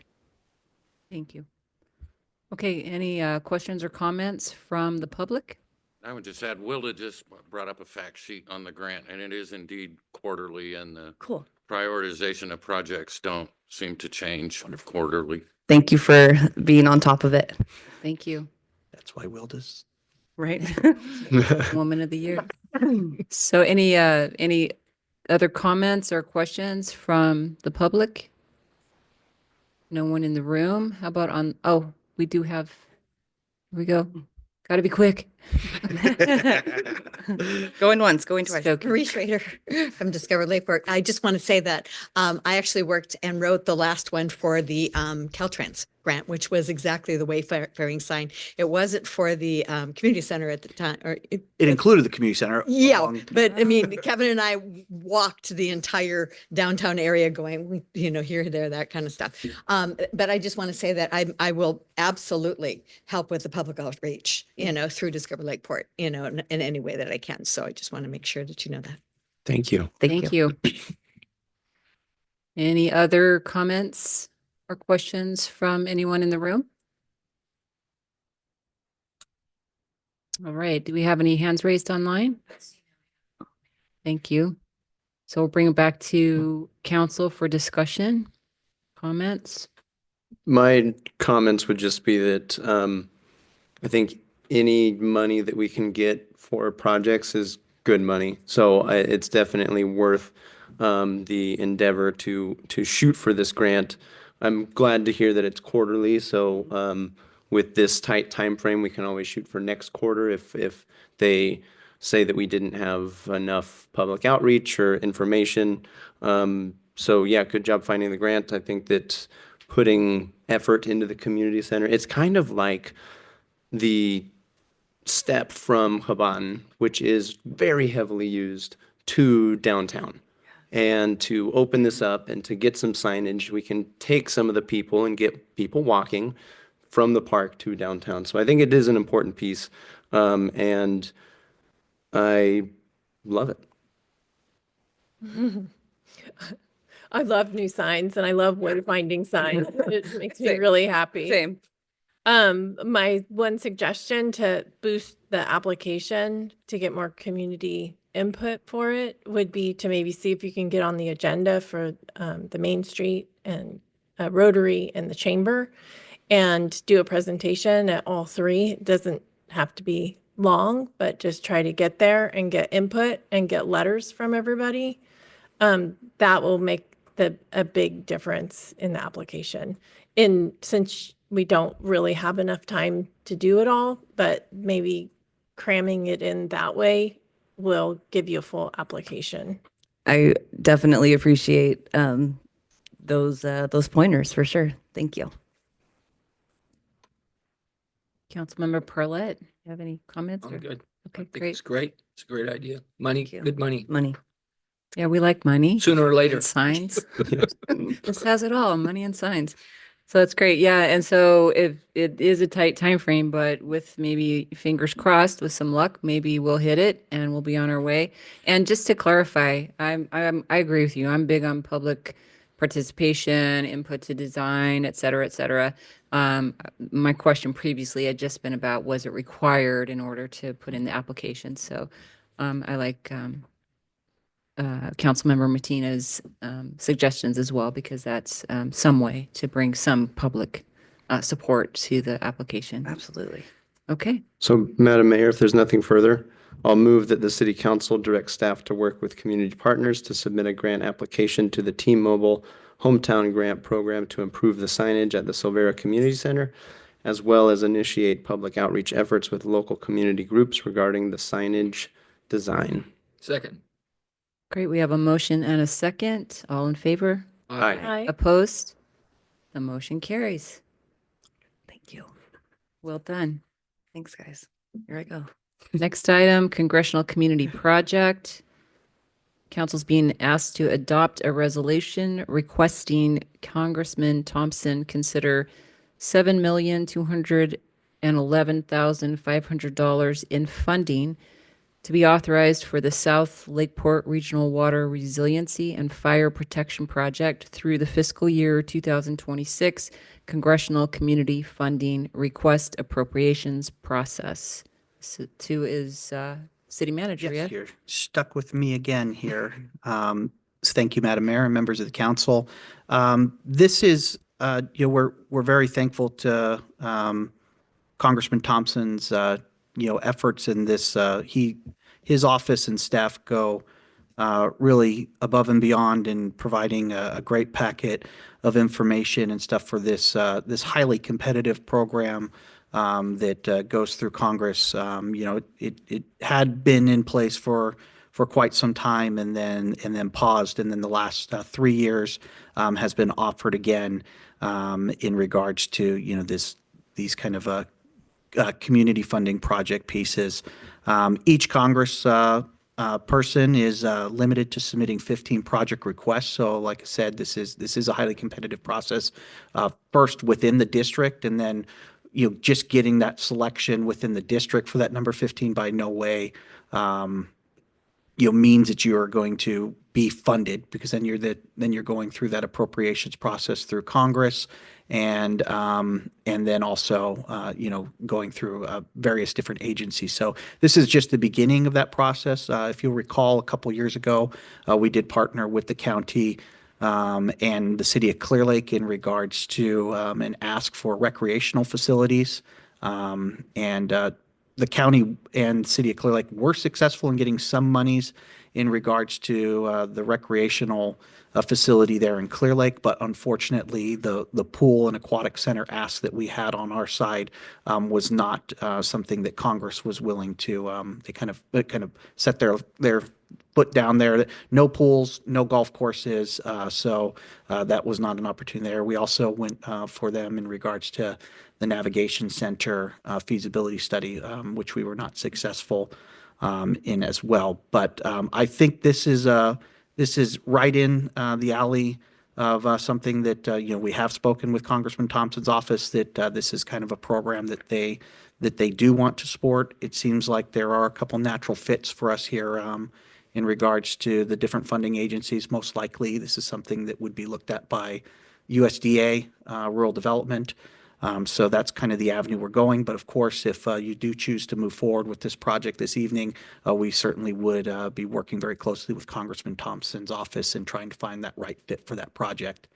We're going in with the full ask for the entire build out of the project, which is quite a large ask at $7.2 million. Generally, that's a high price tag that I think most of these things are usually in $2 or $3 million funding, but we wanted to kind of provide the whole picture, and I think that's something that we just got to prepare ourselves that through working with Congress, we may only come away with a portion of this project, but I still think it's a highly valuable process to go through. The current Congress has noted that they are going to be moving forward with this program this year, but they haven't issued the actual rules for the fiscal year 2026. So Congressman Thompson's office is utilizing the rules that were in place last year, knowing that as we get closer to the deadline of this project, there might be some new pieces and stuff that we'll have to adhere to. So they've already warned us that if we are one of the 15 selected, that this is something that we'll have to be ready to kind of jump on notice and work closely with their staff to move that forward. So that's kind of the background on the project. And I think it's just fair to kind of enter into the discussion that given what's going on currently at the federal level, it's very possible that this program does not exist this year. But regardless, I think it is a regional project of importance. And I'll get into that in just a second in regards to the cooperation with the county behind the project, also the Lakeport Fire Protection District behind the project. So if this avenue doesn't go, then we'll be certainly searching out additional avenues to keep this project moving forward. So with that, a couple kind of specifics in regards to the South Lakeport Regional Water Resiliency and Fire Protection Plan. It is a joint effort between the City of Lakeport and the County of Lake. The project would extend municipal water service, the fire suppression service down the South Main Street, Soda Bay Road corridor, terminating at Manning Creek. The kind of impetus for this is that the county is making some strides in their 20-year effort for the South Main Street, Soda Bay Road project. Glenn March, the Public Works Director, is also seeking some federal monies to kind of supplement the monies for that roadway project, and he's trying to get that moving forward, probably fiscal year 27, 28, 29, somewhere in that area. And as we know, one of the things that makes people more grumpy than ever is when you have a nice brand new road and then you come back later and put in underground utilities. So it makes sense to put this project into place. This is a highly developed industrial corridor that does not have municipal water, does not have access to fire suppression systems. We have, I think, at least 4 propane yards. We have the transfer station. We have a lot of high use industrial uses, a building supply store. So quite a number of different uses that are currently operating without the benefit of that fire suppression related system. There are 6 small independent water systems down there that are essentially private wells, but because they serve a certain number of customers or a certain number of employees, they are subject to some state regulations. We know that each of those systems are struggling in some manner, whether that be from quantity, quality, or just the sheer regulation that comes involved in regarding doing all your paperwork and servicing of those systems. So this would provide municipal water at their doorstep as a primary option. So this, of course, goes hand in hand with the city's annexation-related efforts. So the idea behind here is that while we would limit domestic water service to those within the city, there is certainly, kind of an opportunity here to provide a fire suppression related system for the entire corridor. And I think that's kind of a smart governance sort of aspect, kind of a piece to kind of, move this forward. And additionally, I mean, this is just a really expensive project to pursue on our own as an individual lift. So I think there's a number of different opportunities, but it does kind of go hand in hand in regards to the annexation effort. We're looking at picking that annexation effort up here in coming years. We failed at that a couple years ago with the voters, and I think what we're really looking at doing is trying to reorient or redraw that annexation area to kind of make sure that we're picking up the folks that want to be in, and then giving that option that those that don't want to be in do not have to be in. But we would still be, through this cooperation partnership with the county, looking at still providing those folks with access to fire hydrants. So I think it's a total of 8,000 linear feet all the way out from our existing end of our line at the current city limits on Main Street, going all the way down there to Manning Creek. That also includes an important capital improvement project that's been listed in our utility system for quite some time, which we're looping our existing dead end line there at South Main to the 175 juncture, cutting under the highway and going and connecting the current dead end line at Parallel, which sits right in front of Mendocino College. So in addition, that provides a vast improvement to our existing system and the various customers and stuff on those 2 spurs. So that's also a piece of this. We did present this project last week to the Board of Supervisors in regards to their discussion on what projects that they would be supporting for their fiscal year 2026 ask with the Congressional Community Project portion. They did vote unanimously to support this project, as well as 2 others. I believe the Sutter Lakeside development kind of initiative that they came in and gave a presentation to this body about a couple months ago in regards to that kind of educational workforce development program, kind of hands-on learning center piece, and then also the Lake County Probation Department and their justice-involved housing kind of reintegration of folks coming back into the system with some workforce opportunities in housing over also. And so the county did support all 3 of those initiatives, which included ours, and kind of going through. So if your council does decide to move forward with this project, it does kind of set in to motion, kind of a big piece. Our first item would be, we would be pulling this package together and submitting it by the end of the week, March 7th deadline, which is essentially, it's what you have in front of you. It's a preliminary budget, the project map, project description. We do have some letters of support already in place to go forward. Your resolution, the county's resolution. So we're pretty well in tune there. It'll just be kind of, as they solidify the rules, we'll be kind of, I guess, building the airplane as we're flying it and trying to make sure that we get this through. But I mean, like I said, even if we can work closely with Congressman Thompson's office and come away with just a couple million or 2 on this, that's a huge piece in pushing this project forward.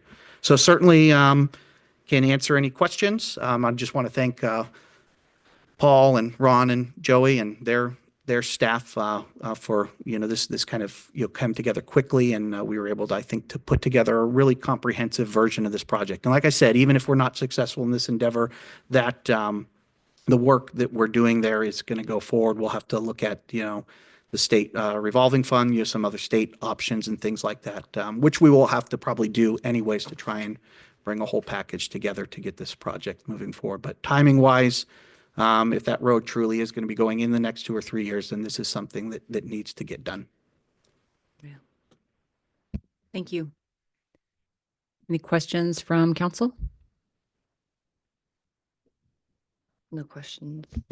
Okay, questions or comments from members of the public? Welcome, Supervisor Rasmussen. Yeah, Brad Rasmussen, Lakeport resident and District 4 Supervisor.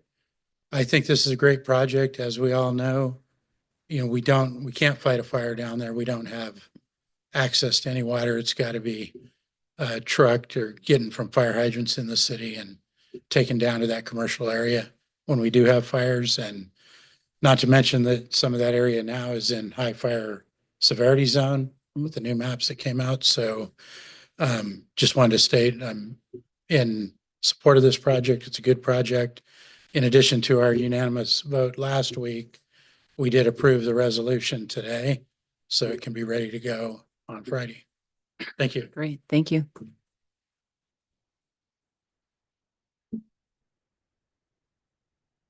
Hello, I'm Carl Porter.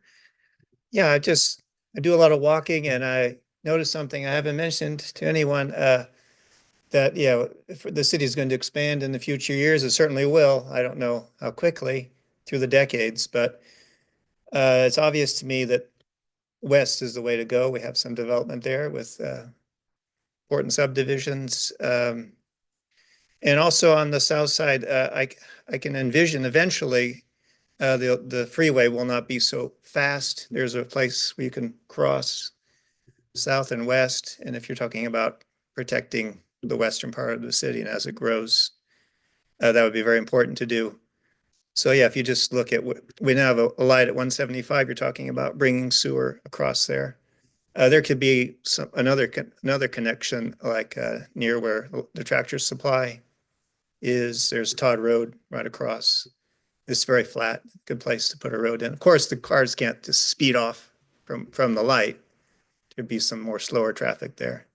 And other places too in that whole corridor where you could have some more connectors. And of course, the sewage could go through too, as well as you. I'm thinking this could be decades from now, but I think it will eventually happen in this area if the city gets another 1,000 people or whatever we're going to do. So, thank you, Carl.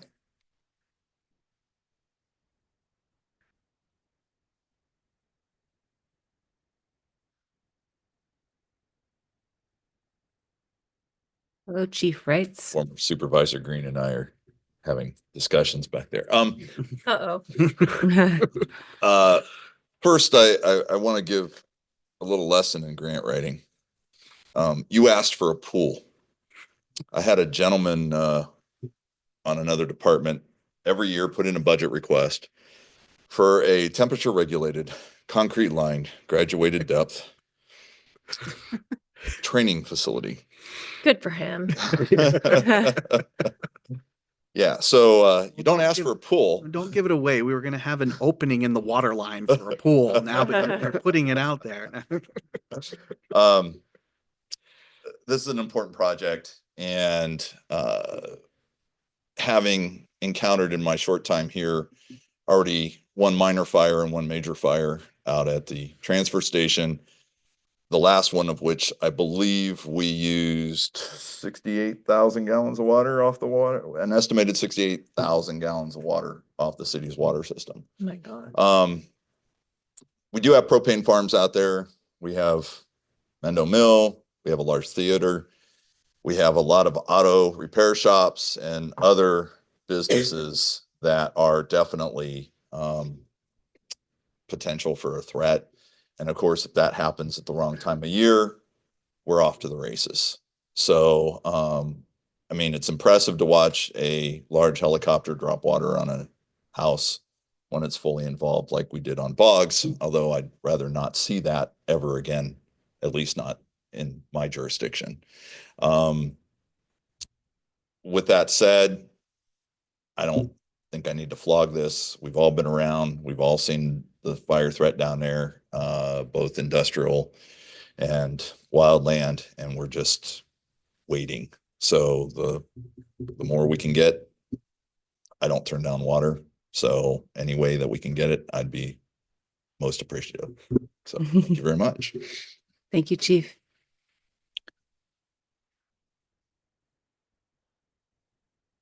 Michael Green. Michael Green. Those were the official people. I'm now a civilian. I'm sorry, I'm losing my voice. I was doing civilian things a little earlier.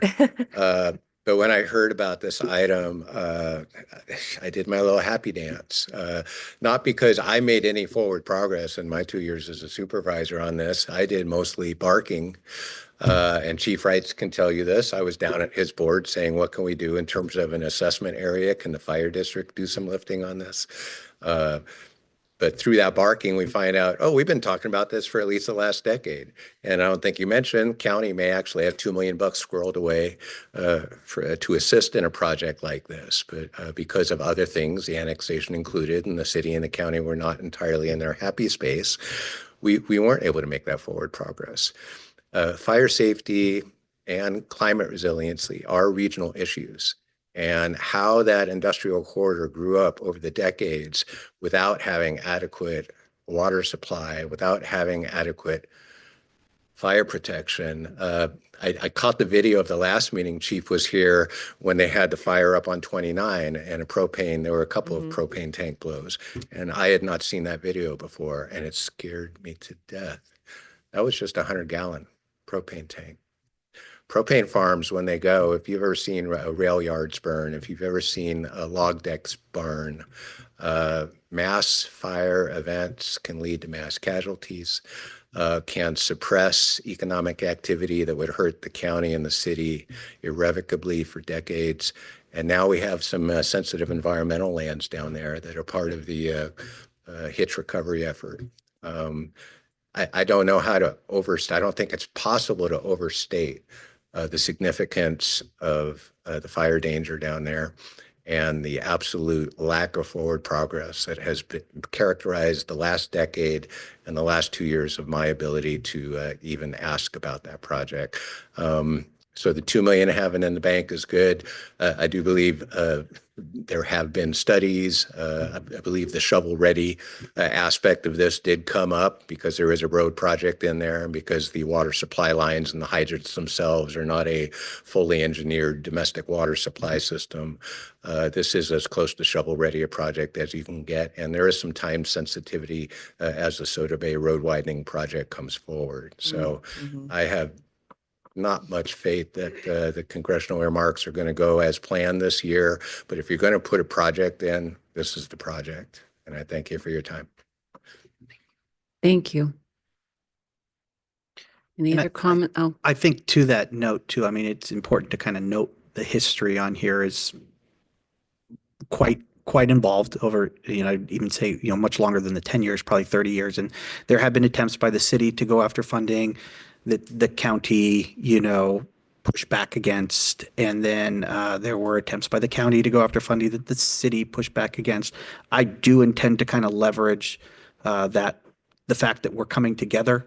I think that's going to be, somewhat appreciated by Congressman Thompson, because I think, we probably have put him in a weird space before where he's got one entity wanting it and the other one pushing against it, that I'm kind of going to leverage to that kind of parental outlook that he's going to be very happy that his children are working together. So, I mean, I think we plan on kind of leveraging that piece of the puzzle as well. smart. Yeah. Okay, anybody else in the room that has a comment? Thank you, Hillary. Anybody online? Thank you very much. Bring it back to council for discussion or a motion. Well, I think it's a no-brainer for me, at least, when Chief Wright says that the transfer station fire took 68,000 gallons of water. He didn't include that was trucked in one truck at a time. which means the truck had to go back to the city to fill with a hydrant, wait for the truck to fill, bring it back to the transfer station every single time to get 68,000 gallons of water. And that transfer station has caught fire more than once, and that means it'll happen again. So this project is something I fully support. Any other comments? I think I'll just say, I think, well said, Chief Wrights. You'll take water. If you can get it, you'll take it. And here we are with all of our experiences with fires and with our concerns of fires and with our desire to be careful about fires. Yes, let's get more water into Ditto. places that need it. Yeah, Yes. same. All right. So if there's nothing further, I'll move to adopt a resolution requesting Congressman Thompson consider $7,211,500 in funding be authorized for the South Lakeport Regional Water Resiliency and Fire Protection Project through the fiscal year 2026 Congressional Community Funding Request appropriations process. Second. Okay, we have a motion and a second. All in favor? Aye. Opposed? Motion carries. Next up, Public Works Director Ron Ladd. We're delegation of authorized agent. Council's being asked to adopt the designation of applicant's agent resolution OES-FPD-130 REV.10.2022, enabling designated city staff to apply for and manage federal and state disaster assistance and grants. Thank you, Mayor Costa. Yeah, that's exactly what it is. It's a resolution that comes up every 3 years that authorizes city staff by their job title to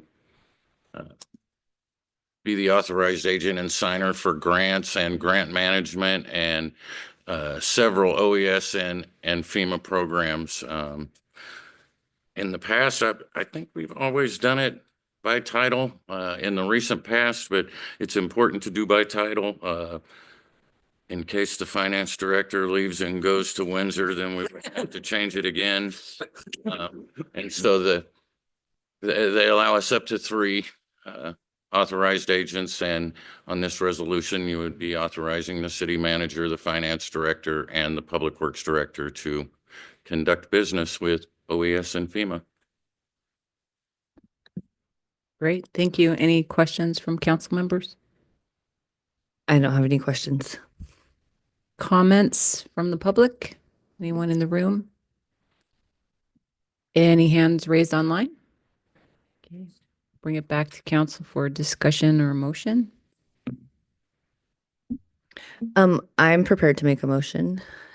I move that we adopt the designation of applicants agent resolution OES/FPD 130, enabling designated city staff to apply for and manage federal and state disaster assistance and grants.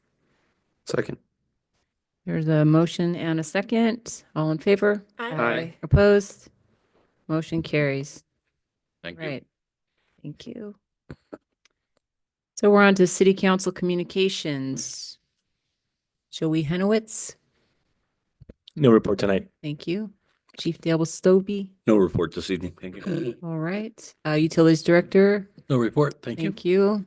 Kelly Buendia, No report. all right. Ron Ladd, Thank you, Mayor Costa. I have a report. yay. At the next city council meeting, I won't be attending in person. I'll be traveling to the Cal Cities Public Works Officer Institute in Southern California. And so if I can get down there in time, I will be at the meeting via Zoom. Exciting. Do better And than are me, you at be least. traveling, will you have any traveling buddies or is it just you? Bad. Olivia from the engineering department is going. There's several breakout sessions during that deal with new legislation as far as procurement, labor compliance, and all of the fun things that we deal with on state and federal funds to be able to, once we receive it, to keep it. Awesome. Sounds rich. Thank you. Hillary, thank you. And Assistant City Attorney Mackenzie Anderson. Nothing to report, thanks. Great. City Manager, A couple of quick items. I think before our next meeting on the 18th, we will have the Redwood Division meeting at Cal Cities, which is on, I believe, Friday, March 14th. I think I got Oh. that date right. That will be in Willits. So, I mean, we do designate, by resolution at the beginning of the year, the mayor and pro tem as our kind of official representatives, but there is no, there is no set number. I mean, this is something that we can all participate. And this one is particularly important because we're going to need to do some spying into regards because we will be hosting the following Redwood Division meeting on May 16th here in Lakeport. I put that off for a couple years, saying we'll host when the park is done, So I've ran out of excuses. So, but I think we're absolutely in a good spot to showcase the city on May 16th as well. And then the other one would be our next city council meeting on 3/18 is principally focused on our goals planning session for the upcoming fiscal year. So the departments have been working very hard to develop the goals and accomplishments from this current year and looking for it next year. I've had several conversations with you individually, and so I think we're going to try and pull all those together and try and get our vision set moving forward for the next fiscal year. So that'll be kind of the primary one. We're trying to keep that agenda pretty clear outside of that main item. So that'll be the focus.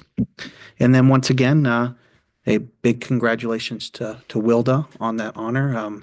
Where, she's kind of one of our secret weapons in this, in all the different things we do. She's phenomenal at knowing all that's going on with many, many, many different entities. And she is a whiz at connecting those dots. And we are very spoiled that we have her.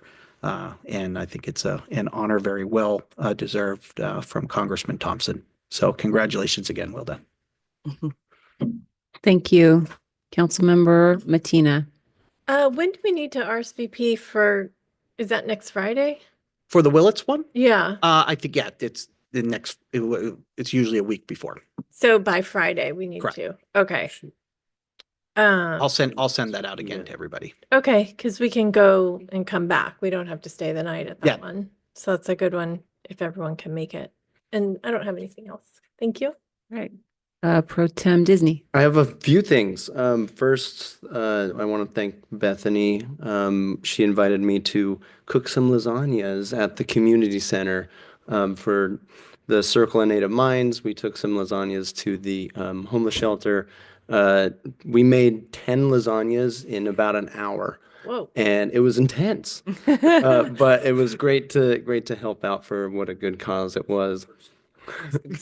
On the subject of community center, I used my first council fee waiver for Chris Childers at the county to do a hitch observation training seminar. Yeah. So if you guys want to, there's plenty of sites in the county that you can sponsor, or you can observe a site and count the hitch, and they go through a training. It's actually tomorrow at 1:00 at the community center. Okay.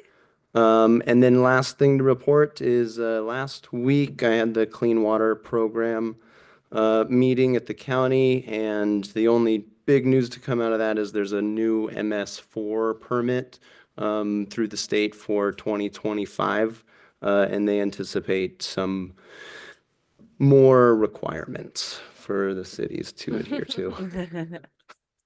And that, Imagine. yeah, I know. And I'm assuming that's probably where Chris hits you up for the fee waiver too. Yeah, that is it for my report. Thank you. Councilmember Perlette.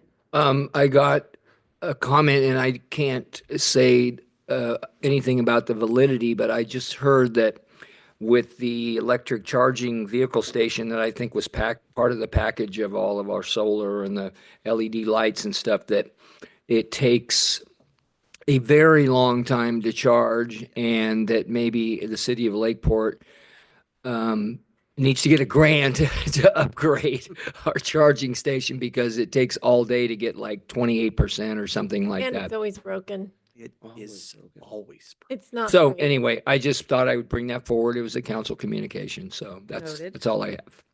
Appreciate that. Thank you, council member. I'll take a little note of the charging station for everybody, see what other kind of things we can shake up. I just want to take the time, sorry, to thank Ron Ladd and Paul Harris for taking me on my tours.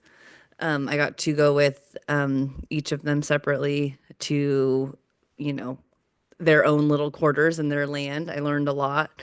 I think, yeah, I think my favorite was probably with Paul, just to, Oh, it was the cows. It was sorry, the cows. I'm sorry. It was the cows, and he got a little crazy in the little white truck, but definitely you can just tell by learning and meeting your department heads that everybody that I got to come in contact with was happy and doing their job, and you guys just are a very well-oiled machine, and I just I'm happy to be a part of it and to recognize you, so thank you for that.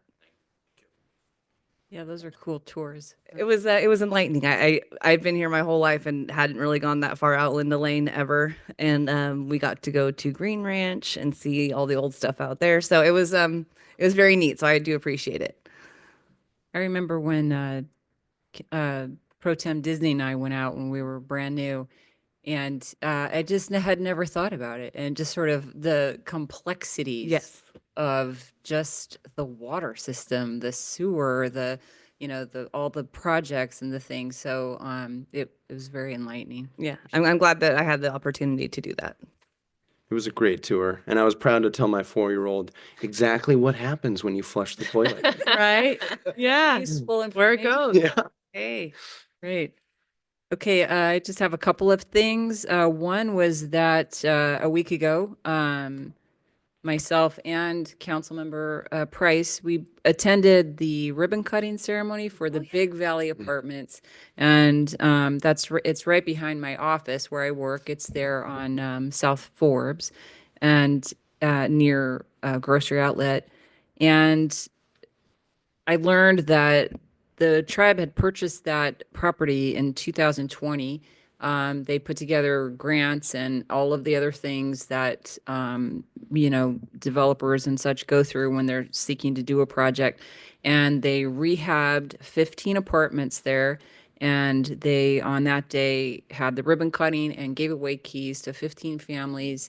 They're 1, 2, and 3 bedroom apartments. So these were families that were either homeless or near homeless, and they were tribal members. So that was a really nice time. It was very heartfelt and encouraging. They also have applied for 3 other The home key grant. projects and up to $30 million. I think they're securing. They have 24 homes that they're going to build out on Soda Bay Road. So there's a lot going on with that tribe. I ended up talking a little bit with the person who's the director of housing out there, and he chatted a bit about a lot of the efforts at the tribe, and that they're really looking forward to working with the city and talking about ways that we could collaborate on some of their goals and work together and be good partners. So that was great.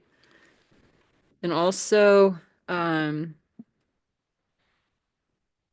was in another kind of a convening, and it had to do with my other job, but these 2 roles came together a little bit. I try to keep them separate, right? I'm over there being the program manager for the county for Child Protective Services, and I'm over here on the city council. But in this case, they just happened to cross. It was a whole conversation of multiple entities. It was a 2-day convening, multiple entities from around the state and then in the county.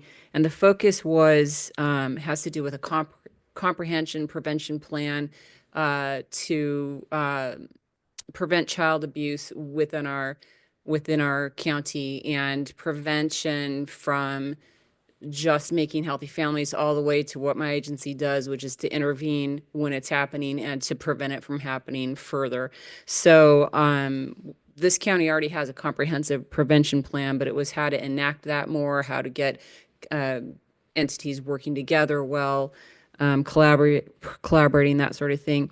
And so one of the things I was able to share was the willingness of the city of Lakeport to be contacted in terms of ideas, in terms of events, in terms of a place to meet. And So I was able to at least give out the word about the grant. I didn't give a dollar amount about how much money we had to help support if they wanted to use the community center. But I said, we each have a little bit of money. And so you could hit us up if you have something, there's parameters, benefits the community, that kind of a thing. So where they were able to be told about the community center becoming very close to being able to be utilized, and that there could be some help available for the types of events that they all put on to benefit the community and bring the community together around preventing child abuse and strengthening families and children. So that's it. Thank you. That went pretty quickly. All right. So we do have one more item. It's a closed session. Conference with real property negotiator. The property address is 3665 State Highway 175. The agency negotiator is City Manager Ingram. The negotiating party is the Big Valley Band of Pomo Indians. And under the negotiation is the price and terms of payment.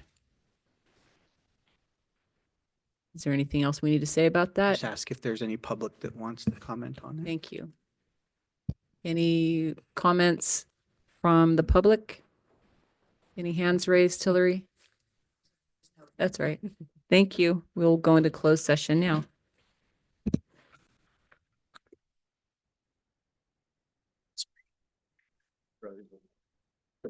Yeah, and if you just leave it right there, muted, I'll pop it back over. You did. Back. Happy for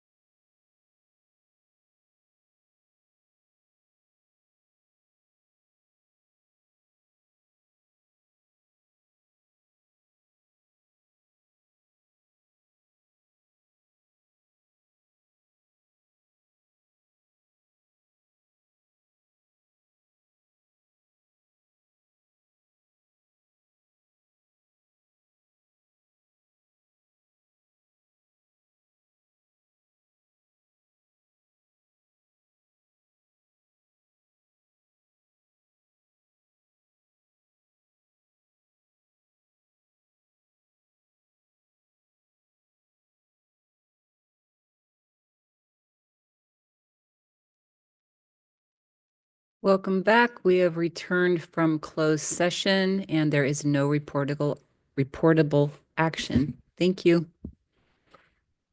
Meeting adjourned. Meeting adjourned. Yes.